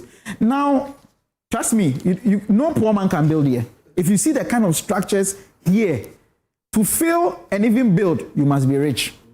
So this class of people are not the regular class. So we have pushed the regular class and now they are moving close to the course. So the source is compromised, the course is also being compromised, and even the discharge point is also going. So where do you want the water to go? We'll continue. So that's it. You tell me a poor man can build this kind of building? No. People with the resource. This is 2026. Let's continue. Now, look at this property, this wall. Yeah. The person intentionally knows this place is not supposed to, he's not supposed to build. He waits when it's dry season. He moves in to do something small. Island. Then he waits. It's about an island. Yes, and you see the rubbish there. They first fill with the rubbish, settles a bit, add laterite, then they start. And now we are causing we are making the course of the river to meander more because we are pushing it. No matter what you do, water will find its way. That's something we have to understand. Right. So we move to Lafa. Lafa is so we skipped Addo because we've done a lot of work on Addo. But the Lafa is after Addo. That's the no. This is the first is Weja. Lafa is after Weja. Yes. That's Mala Market. At the top here. This is 2010. We just had this. But that's a water body. Now, this water body does not discharge directly into the sea. So at this point, it's supposed to just stay around. This is 2026. We haven't crossed and entered. Where's the water? Now that's the size of the water. Don't find the water. Look at the width here and look at the width there. So this is why Malam floods. And so once the water can't go, there's a backflow effect. So all those behind. Executive, what do they do? How do they give the permits? So they don't. So that's how I explained to you that most of these areas don't have permits. That's here in Dansuman. Yeah. You know, but that's and I drove to some of these places. Yes. You know, I drove to some of these places, the Odotojo area, that's what you're talking about. And they were flooded. People couldn't come out of their homes. They can't. They can't. That's rubbish. This is rubbish. We continue. So that's how the area looks. That's rubbish. Solid waste being filled. And that's the first step. They fill with solid waste at Latra and then they build on. That's Malam. Then we move to Peshi. Yeah. The red line is telling that as at 2012, this was the boundary of the Peshi. Yes. As at 20, we have lost about half of it to properties. The source is compromised, the course is compromised, discharge point compromised. Yeah, discharge point, that's what I was looking at. So you see the discharge point? Yeah, completely compromised. Peshi. Now, so we went to the course, like I explained. We tried to do some analysis to understand it better. This same point, in 2002, the width of the Kojo stream was 261 meters. Let's watch this. The river, not the stream. Okay. Then we come to 2013. We have 211. It was reducing. It's gone. 2022, we have 19. But see where it used to be. We have pushed it. Now we are defining the course for it. Yeah. And as we speak, we are left with 10.6 meters. That's Honorable Innocent's house. Where the yellow? That's your house. We are left with 10.6. I don't know. We have lost over 200. I don't know your house. Pigment. This is exactly what I'm talking about. Proceed. So what is the planning authority? What are they doing? We go to Tessa Dam. I agree with you. Tessa Dam, same. The red is the old. This is Bandy Road. So behind the Bandy Road. Yeah. Yes. East Legon. Yes. 2008. This is what we are left with. Yes. And people are still. There's somebody building today. Yes. That one, right? Even when I came to Accra, that place was still very good. Farming was taking place at that place. Now look. That's for Sakumono. This is Sakumono. The red is 2011. Yeah. The white is what we have. And even with this, look at what people are doing in there. Sakumono. So, and that's it. Look at the structures there. This is Sakumono. This is Sakumono. You are in Sakumono? No, me, I've never been in Sakumono. I saw a house like yours. No, I've never been there. So then we went to do the counts on the cost stretch. We did it using a baseline year, that's 2021. And we realized that if we do 50 meters on both sides, we are going to have more properties. So we just even reduce it to what the document says, 25, from 20 to 30 meters, and we use 25 meters. For an assembly like Ablekuma Central Municipal Assembly, from the base year where they had 6 structures sitting within the 25-meter buffer, they have been able to protect it. Is it that they have been able to protect it, or the place is heavily built, so new structures are not able to come in? But go to an assembly like Ayawaso Central, 8 new structures found their way in. Move to the next, we had 157 for Ayawaso East Municipal. And most of these ones, some are this makeshift structures. Ayawaso East Municipal. Yes. But that's in Town Nima, Mamobi area. Yes. And which structures are these? Yeah, so that's what I'm saying. Some are makeshift structures. They will find a way of putting something there. And once we fly, we're able to capture them. Oh, okay. Ayawaso North, because it's a heavily built up area, we didn't have too much. Ayawaso West Municipal Assembly. Gas Central, 54. Kolekrote, 8. Ladade Kotokpon, we had 88 new structures springing up. Okankwe North Municipal Assembly, 133. And can you confirm the permit status of these? No, so that's the next phase of the work. Yeah. So the assembly is supposed to do a special audit to tell us if all these structures have permit. Even if they have, they are not supposed to be there. So are we going to formalize illegality? No. So we shouldn't focus on the assembly is taking property rates, so he knows what is property going on. rate just means that you are utilizing the land. Doesn't give you legality. I'm not saying it gives you legality. I know better than that. You take a tax from an So if you collect light illegally to your house, you will pay light bill.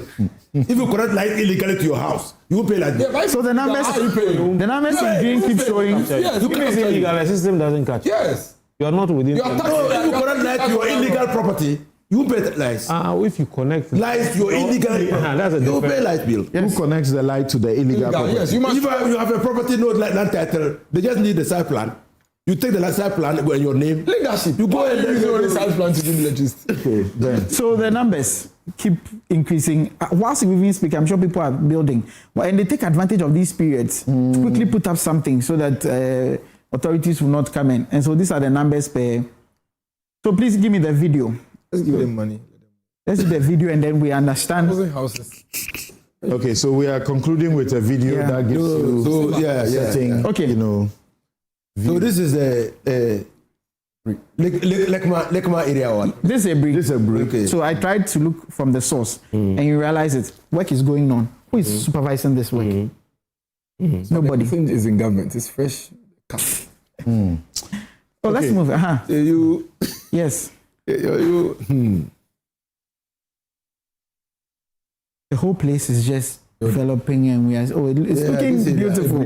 But these effects are waiting for us. Then right after Ebri, we are supposed to have Oyarifa, the waiting area. The waiting area, yes. Taiman. That's why we Oyarifa Taiman is gone. So let's use container. When you say waiting area, it's supposed to be served like a container. Good. So you see, nature by itself also has its natural ponds. Yeah. But see how close we are. People are even feeling as we speak. And the Alexa. And we are all watching. Yeah. The assembly, we must elect our DCs. We'll come to that one. And so you see, this man is feeling. So what are they doing? Don't they see this in? The benefit we have now is that we have technology as a lens that we are taking advantage of and we are using. All right. And so all these places, you realize they are. I wanted to show you a very unique one where the person builds. He knows this is the waterway, but he built on it and puts in a PVC pipe for the water to pass through. Yes, this is in Oyarifa, and this it's so that's it. That's the water body. A big PVC pipe there, right? And builds over it. Where do you want the water to go to?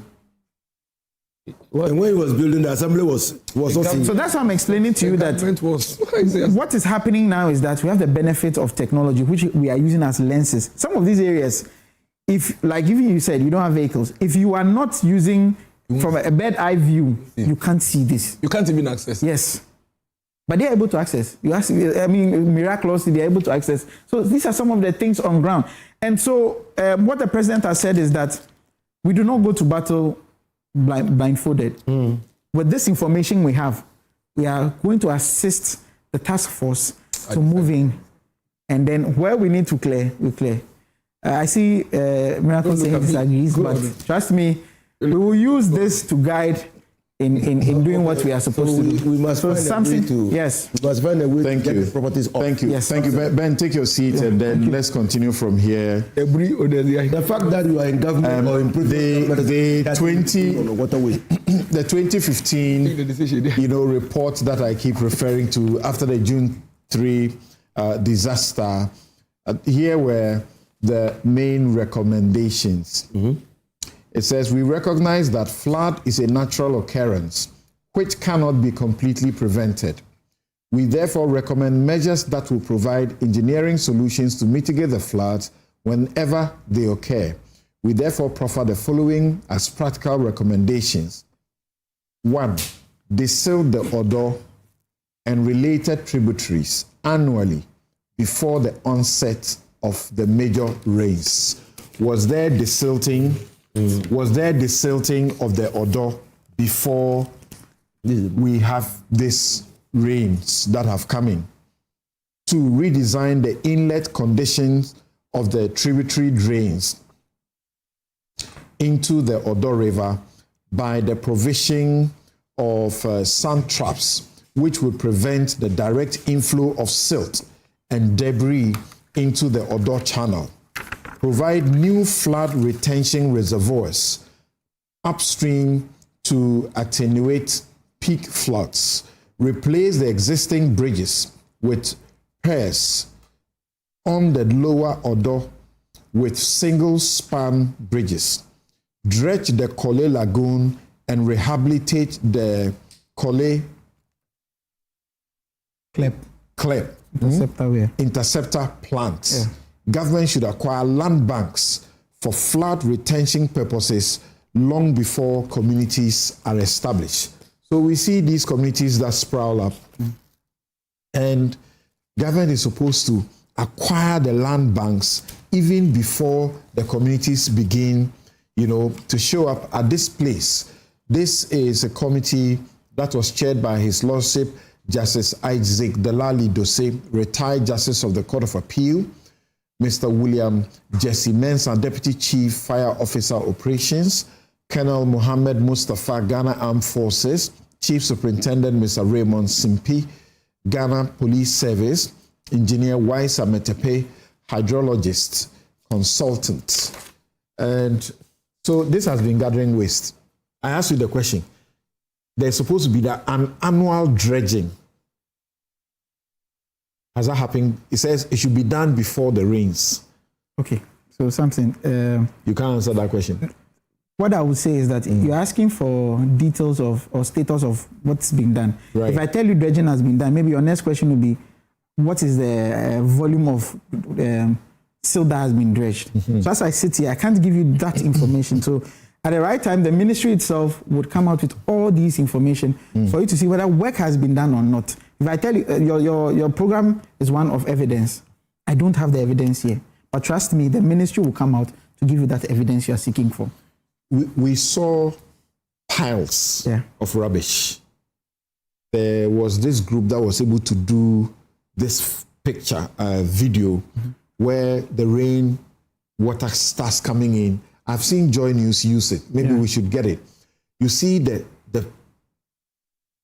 plastic, and there were also videos where we see these women who wait for the rains, and then they go out there with their refuse in bags and sacks, and then they throw them out.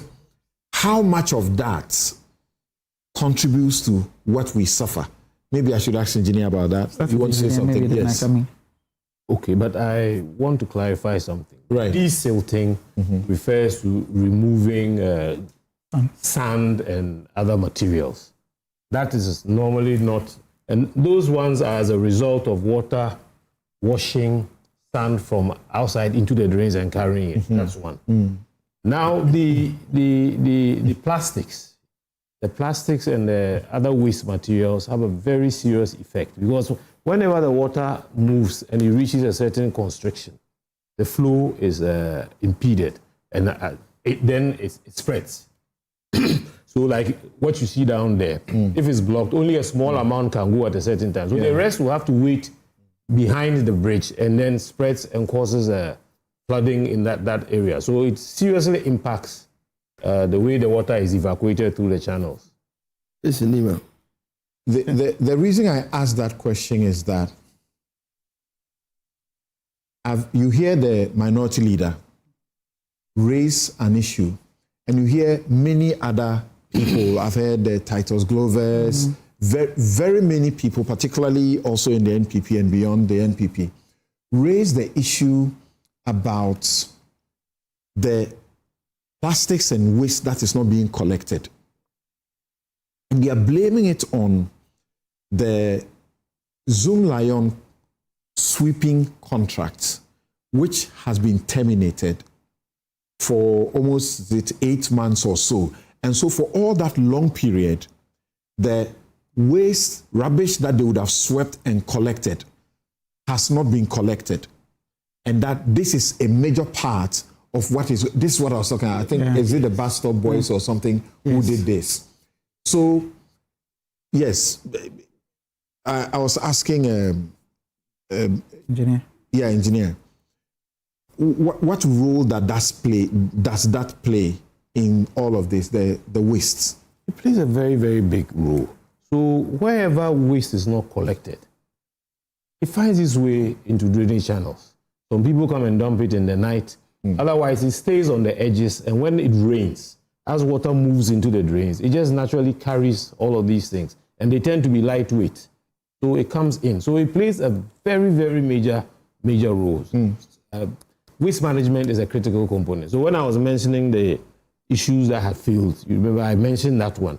So if you don't have a proper waste management system, you will end up with a situation like what you see on the screen. As we understand it, actually it's not 8 months, 21 months. This sweeping and collecting of the rubbish has not happened. And so that's clearly a crisis happening. You're seeing a lot of articles that are being written about this situation. The Accra, the daily waste generation, I'm told, is 4,500 tons. Uncollected waste for 21 months brings us to over 2 million, almost 3 million tons of waste that has been sitting there uncollected. What's the potential impact?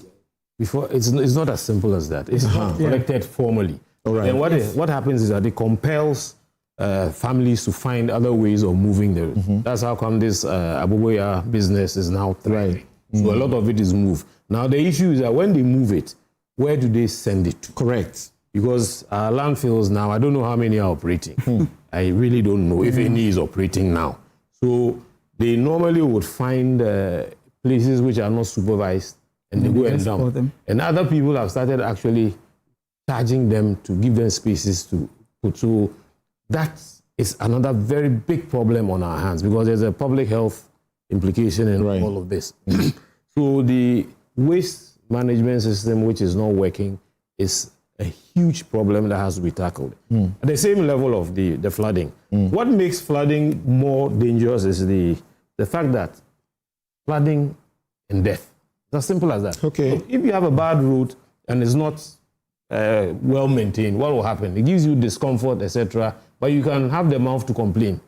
Whenever a flood happens, it brings death, either directly or through. Those who are making this point, they point us to the total generation every day in the country. You are generating 17,000 tons of waste every day. And so for a big institution like Zoomlion that was doing this, and it's everywhere in the country. They have a reach because they have the machinery, they have the capacity, and we are being told now they are all over Africa as well. Do you buy the point that in that regard, for 21 months, you have in excess of 10 million tons, almost 11 million tons of waste that's not been collected. And that contributes greatly. And so if anything at all, we have problems with them about how much they pay the people who take the refuse and so on, those who are doing sweeping, being given peanuts. The suggestion is that immediately, why don't you get them back? Rather agree with them that this is what you would do correct. The wrong things you did that we don't like, for which we terminated, we get you to correct them and we monitor that you do the right thing and then you step in. Is that part of the solution from where you sit? No, you see, I talked about reimagining the way we deal with things in this country. Waste is a local problem generated within communities. Those communities fall within specific district assemblies. The concept of waste is even undergoing some evolution. Okay. In fact, there is no waste. It's just that we don't know how to treat what we are generating. Okay? Because if you don't deal with how to treat waste and turn it into something else, it's supposed to be money. It's supposed to be money. So I don't have a problem with Zoomlion. But I think that what resulted in the cancellation of his contracts was accountability. Okay? Are we getting value for money? Now, the waste is being collected, but it's not properly disposed. So you see that people collect waste from their homes and they go heap it at the roadside or leave it at places that are not earmarked or specified for waste disposal.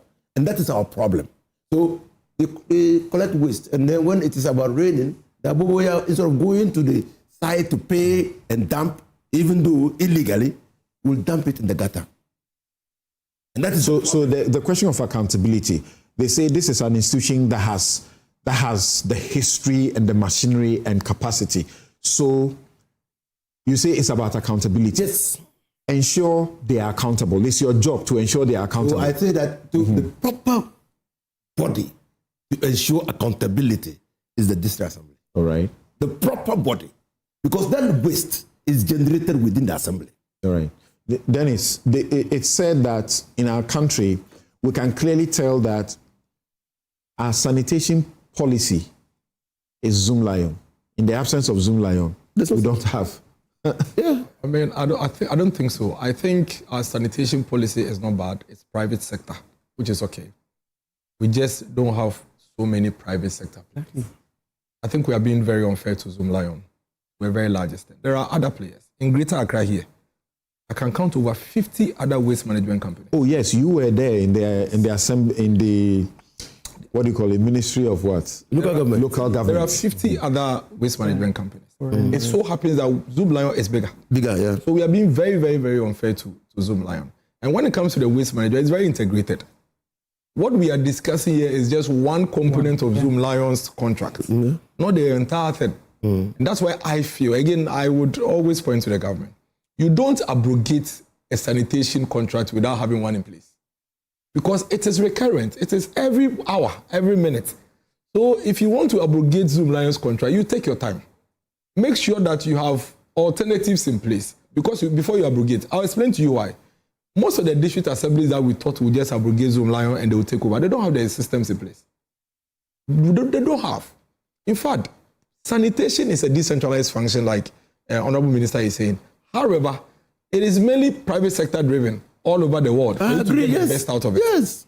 So what needed to be done if you wanted to go after Zoom Lion was to make sure that you have the systems in place. If you recollect, what the government said was that they were going to let the district assemblies procure other waste management companies to actually... But you build the systems over time. You need to take your time. You need to take your time. Make sure that those things are in place. Zoom Lion is very decentralized. It is very embedded into the MMDs. And so you don't go on a wholesale abrogation. If you truly believe that the decentralized way you want to go is the way to go, then let your district assemblies do their own appraisals. Yeah. Do their own internal appraisals and determine whether, even in this district, I want to split it into 10 or 20 for other people to play within. Yes. But to abrogate a sanitation company in Accra for 261 districts, I think the government got it wrong. Engineer was saying something. Oh, but you were saying something. Right. But you see, it's not about... No, you and Inusa, you were saying something. No, you see, the problem is nobody's saying Zoom Lion is wrong. Zoom Lion cannot even be still operational within the context of the discussions that we are having. Yes. But the focal institution that manages Zoom Lion should be the district assembly. Yes, so that's the point. You know, the last time we met here, we discussed and I told you that. To make the accountability that we need effective. But the bigger question is here. Of all the decentralized functions, the most expensive one is waste management, especially for urban areas. That's the most expensive one. But ask yourself, how much of the revenue generated from taxes geared towards sanitation goes to the district assemblies? You are telling the people that they are common fund that they have received. That is what they should take a certain percentage, sometimes 20%, 10% to manage waste. That is the beginning of our problems. Because for urbanized areas like the Labonis and the cantonment and all those, Madines and co, their biggest expenditure will be waste management, not building of schools, not building of hospitals. And as I read, and yet they can actually make a lot of money in this thing. Envisages that. So the Constitution says that. So the issue still stands. The district can make a lot of money from waste management. That we have disempowered the decentralized. No, it's the way the institutional paralysis of the district assemblies is the way the conceptual idea of district. So we have disempowered them. No. The fact is that central government in this republic doesn't want district assemblies to function. That is the truth. Okay. We only like to give them titles and give them functions. We don't want to give them the money. So we create a sanitation ministry to collect revenue at the centralized level and keep it in Accra. And then we ask the district assembly. We don't even give them. No money comes from the sanitation ministry to the district assemblies. None, zero. The only one that they can count to right now is the one that World Bank is giving them to do the desilting, 420,000. The sanitation revenue that the country collects, all the things, it doesn't go to the district assemblies. It stays in Accra. So proper decentralization, as Yunus of Seni says. Susan and Ed. So it's the government's responsibility to ensure let's get that your these monies go. Let's get so your that the district assemblies can work. Let's get your terminate Zoom Lion when you don't have thank you. alternative. Let's get your 2 minutes thoughts quickly on this, and then we wrap up on this subject. Yes, Susan. So I would say that yes, the engineering. Please, Susan is speaking. The engineering controls must be in place, and modern engineering is not just about drains and culverts. And so we would want to see what the engineers are coming about, because we want to see proper, living, dynamic engineering that takes into consideration the type of people who are living there. Urban engineering, resilience engineering, so robust that even if the people misbehave, the system can hold. So we must see that a certain drainage or a set is built in such a way that when there is indiscipline, even though the system will come under pressure, it would hold. And so the engineering problem must be whatever the engineers say they've put in place must be like that. Because look, there are certain countries, when they build a park, what they do is to allow people to walk in the park, and they look at the natural walkways in which the people would walk. And it is from that they build maybe pavements, etc., etc. I'm not sure our engineers are doing similar. So that must be looked at in consideration of the type of people that we are. Yeah. But apart from the engineering controls, we must also have the policy controls, and and one of the things that we should look at is our land tenure system. Our land system is a mess. And if it were not such a mess, we will not have the situation which Bernard was showing us. Family lands, school lands, government lands, and the corruption in that system. If we had a system where all the lands were properly under government and were properly demarcated, and people were not being corrupt and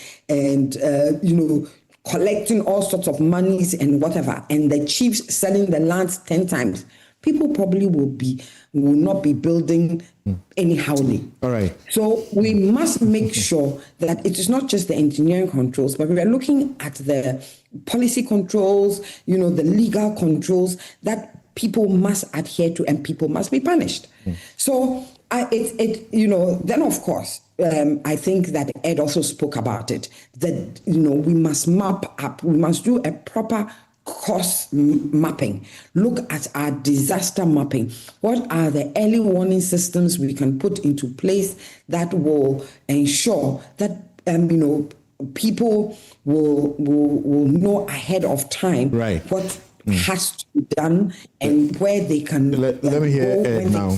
How many times have we done just drills, like we said, just drills? Yeah. So Sakumono is flooding. But I just wanted to say to this, Mr. Miracles, look, the fact that you live in a planned area, you don't live in an island. And I think Bernard has made that point. Nobody lives in an island, because the people in Chado will probably get cholera, not because that they are the ones doing the open defecation, but maybe the open defecation coming from Choco is the one that is coming to give them the cholera there. All right. Nobody is an island. All right, let me go to Ed now. Thank you. Yes. But let me finish this one.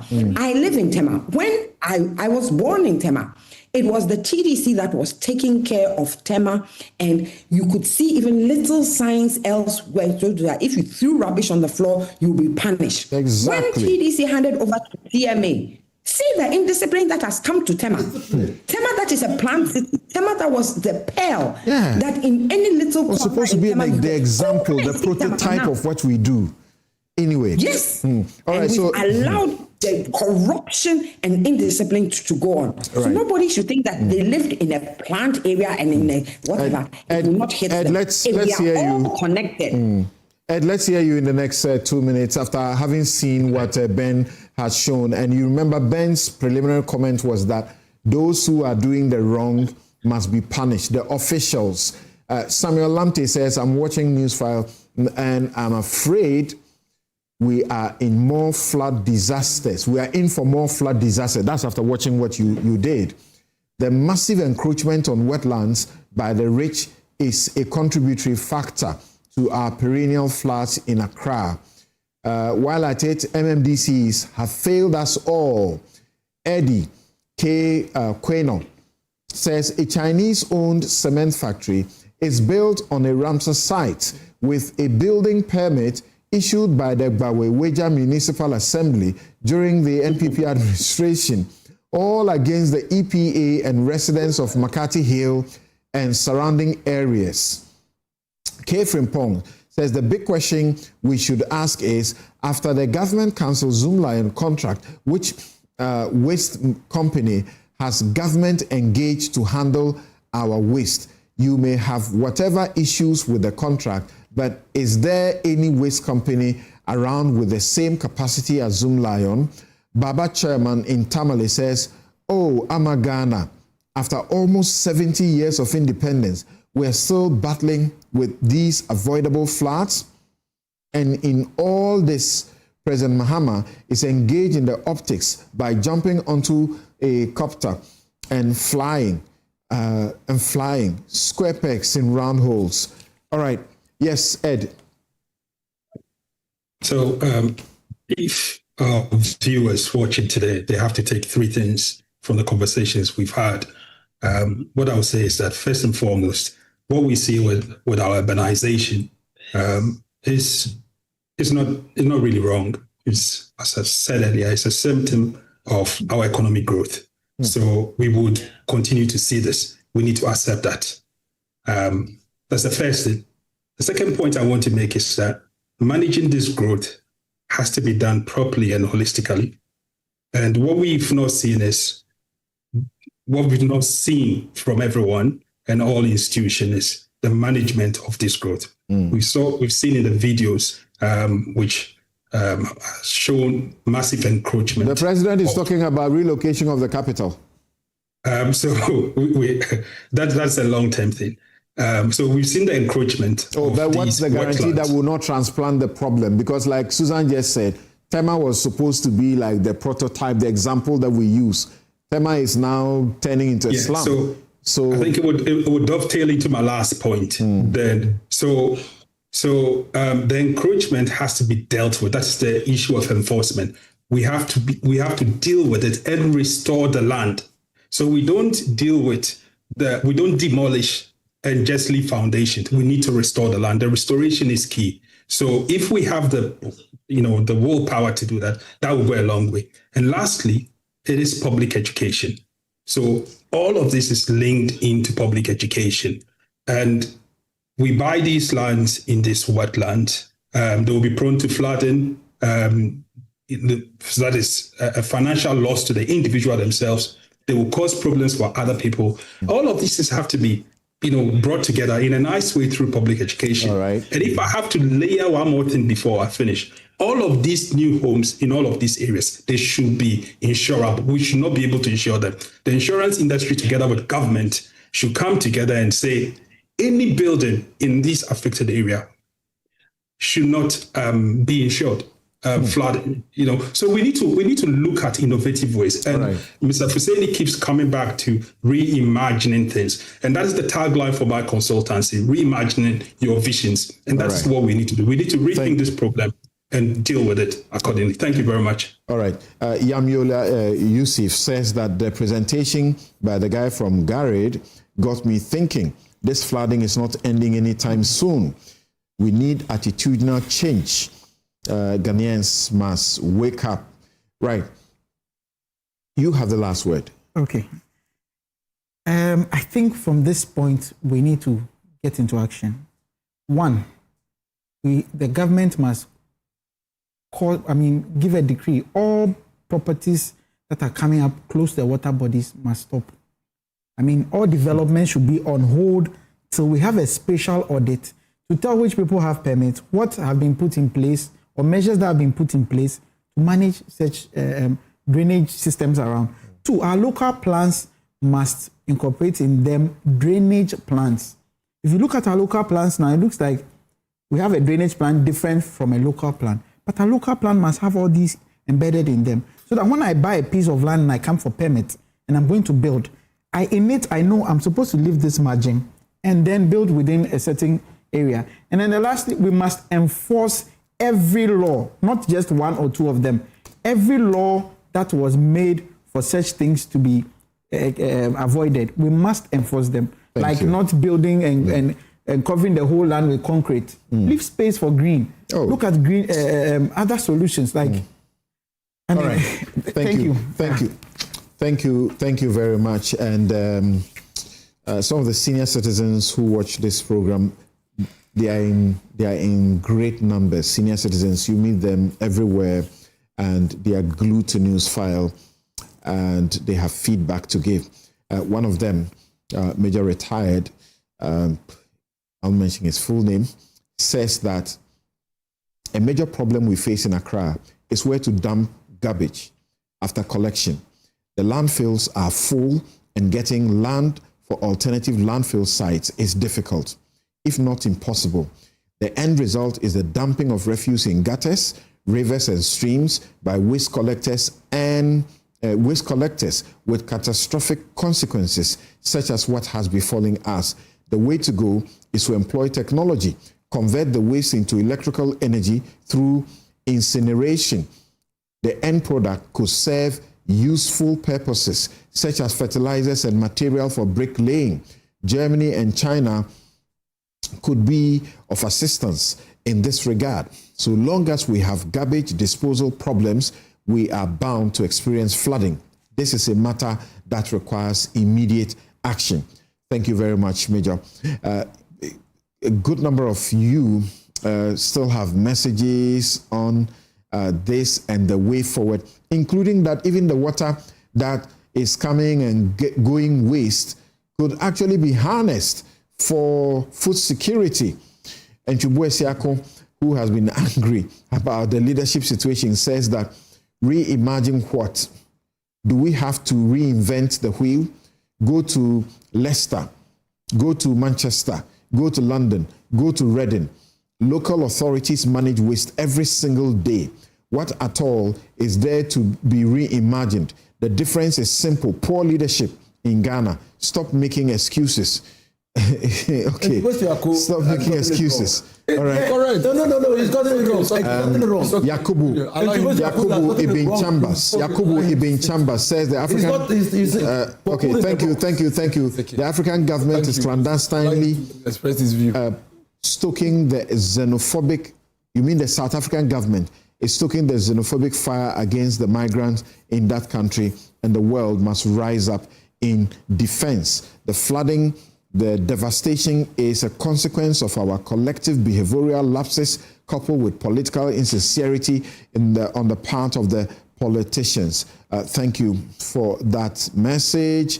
Quite a number of you there, but I don't want us to end without having to say anything at all. My production says I can get to Inusa to say a word about what the Supreme Court has done in the Torkornoo case. Well, it didn't come to me as a surprise, and I'm sure it didn't come to you as a surprise as well. You know, last week I was asking that what the ECOWAS court had done, is that what we're going to see reflect in the Supreme Court? You see, you needed to look at Article 146, and on your network, I've said it severally. You needed to, and I had the benefit of reading what you wrote. You needed to read Article 146 carefully and see whether there was a breach of procedure under Article 146 to be able to give vent to the violation of 7 judges unanimously. You needed to say because you can't just dream nothing it wrong. Up. You needed to show that, because there are procedural limitations in Article 146. There are institutional limitations in Article 146, and there are substantive limitations. And so you needed to show that the limitations contained there had been breached before you could even invoke a right to fair hearing. But he couldn't. I mean, it was just the two suits that were consolidated at the Supreme Court and dismissed by the court. One suit said she should have been given the opportunity to give her response before the Council of State will make a determination. That's the prima facie level. The court said, no, there is no such requirement, but she was granted courtesies, administrative courtesies, because she actually submitted and it formed part of their consideration of the prima facie. Then the next suit also said, to do the whole process, there must be a legislative instrument to guide the whole thing. The court said, no, there's no need for a legislative instrument. So both suits died. Nothing. And then even the court said, look, by your writer, the court said, look, it's a trial. It's a hearing. And the Constitution didn't anticipate 2 hearings. And so in determining a prima facie, if you give a hearing, then you are doing 2 hearings. Right. Because the time you are supposed to be heard is at the committee level. And she was heard at the committee level. Done that thing already. Every week, it's okay. That thing before every Saturday, I'm clothed, and you see me in the best of kaftans by Habil's Couture. You can call them 0200 84 1988. 0200 84 1988. Habil's Couture. And you get the best of kaftans from them. This one is by a friend of mine in Yendi. He's Habib. He does it very well. Thank you very much, Habib. Thank you all very much. Have a good afternoon. This has been Newsfile, and my guests have been Engineer Michael Obing-Konedu. We have also had Ed Andrews, Bernard Makafui, Agbelengo. Say it again. Agbelango, yes. Dennis Miracle Sabuaje, Susan Edua Mankwa, and Inusa Fuseni. I'm Samson Ladianyani. Have a good afternoon.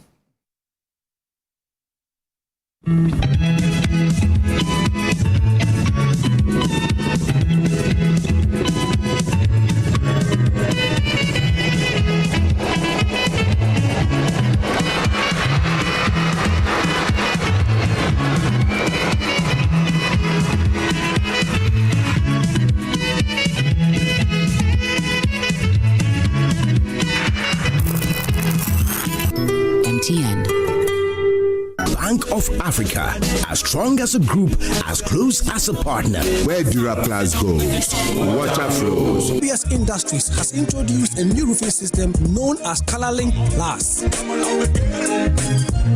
Flamingo paint, simply superior. Syntax tank, are you strong? Are you tough? Cherry Tree Properties. We develop spaces as though we were going to occupy them.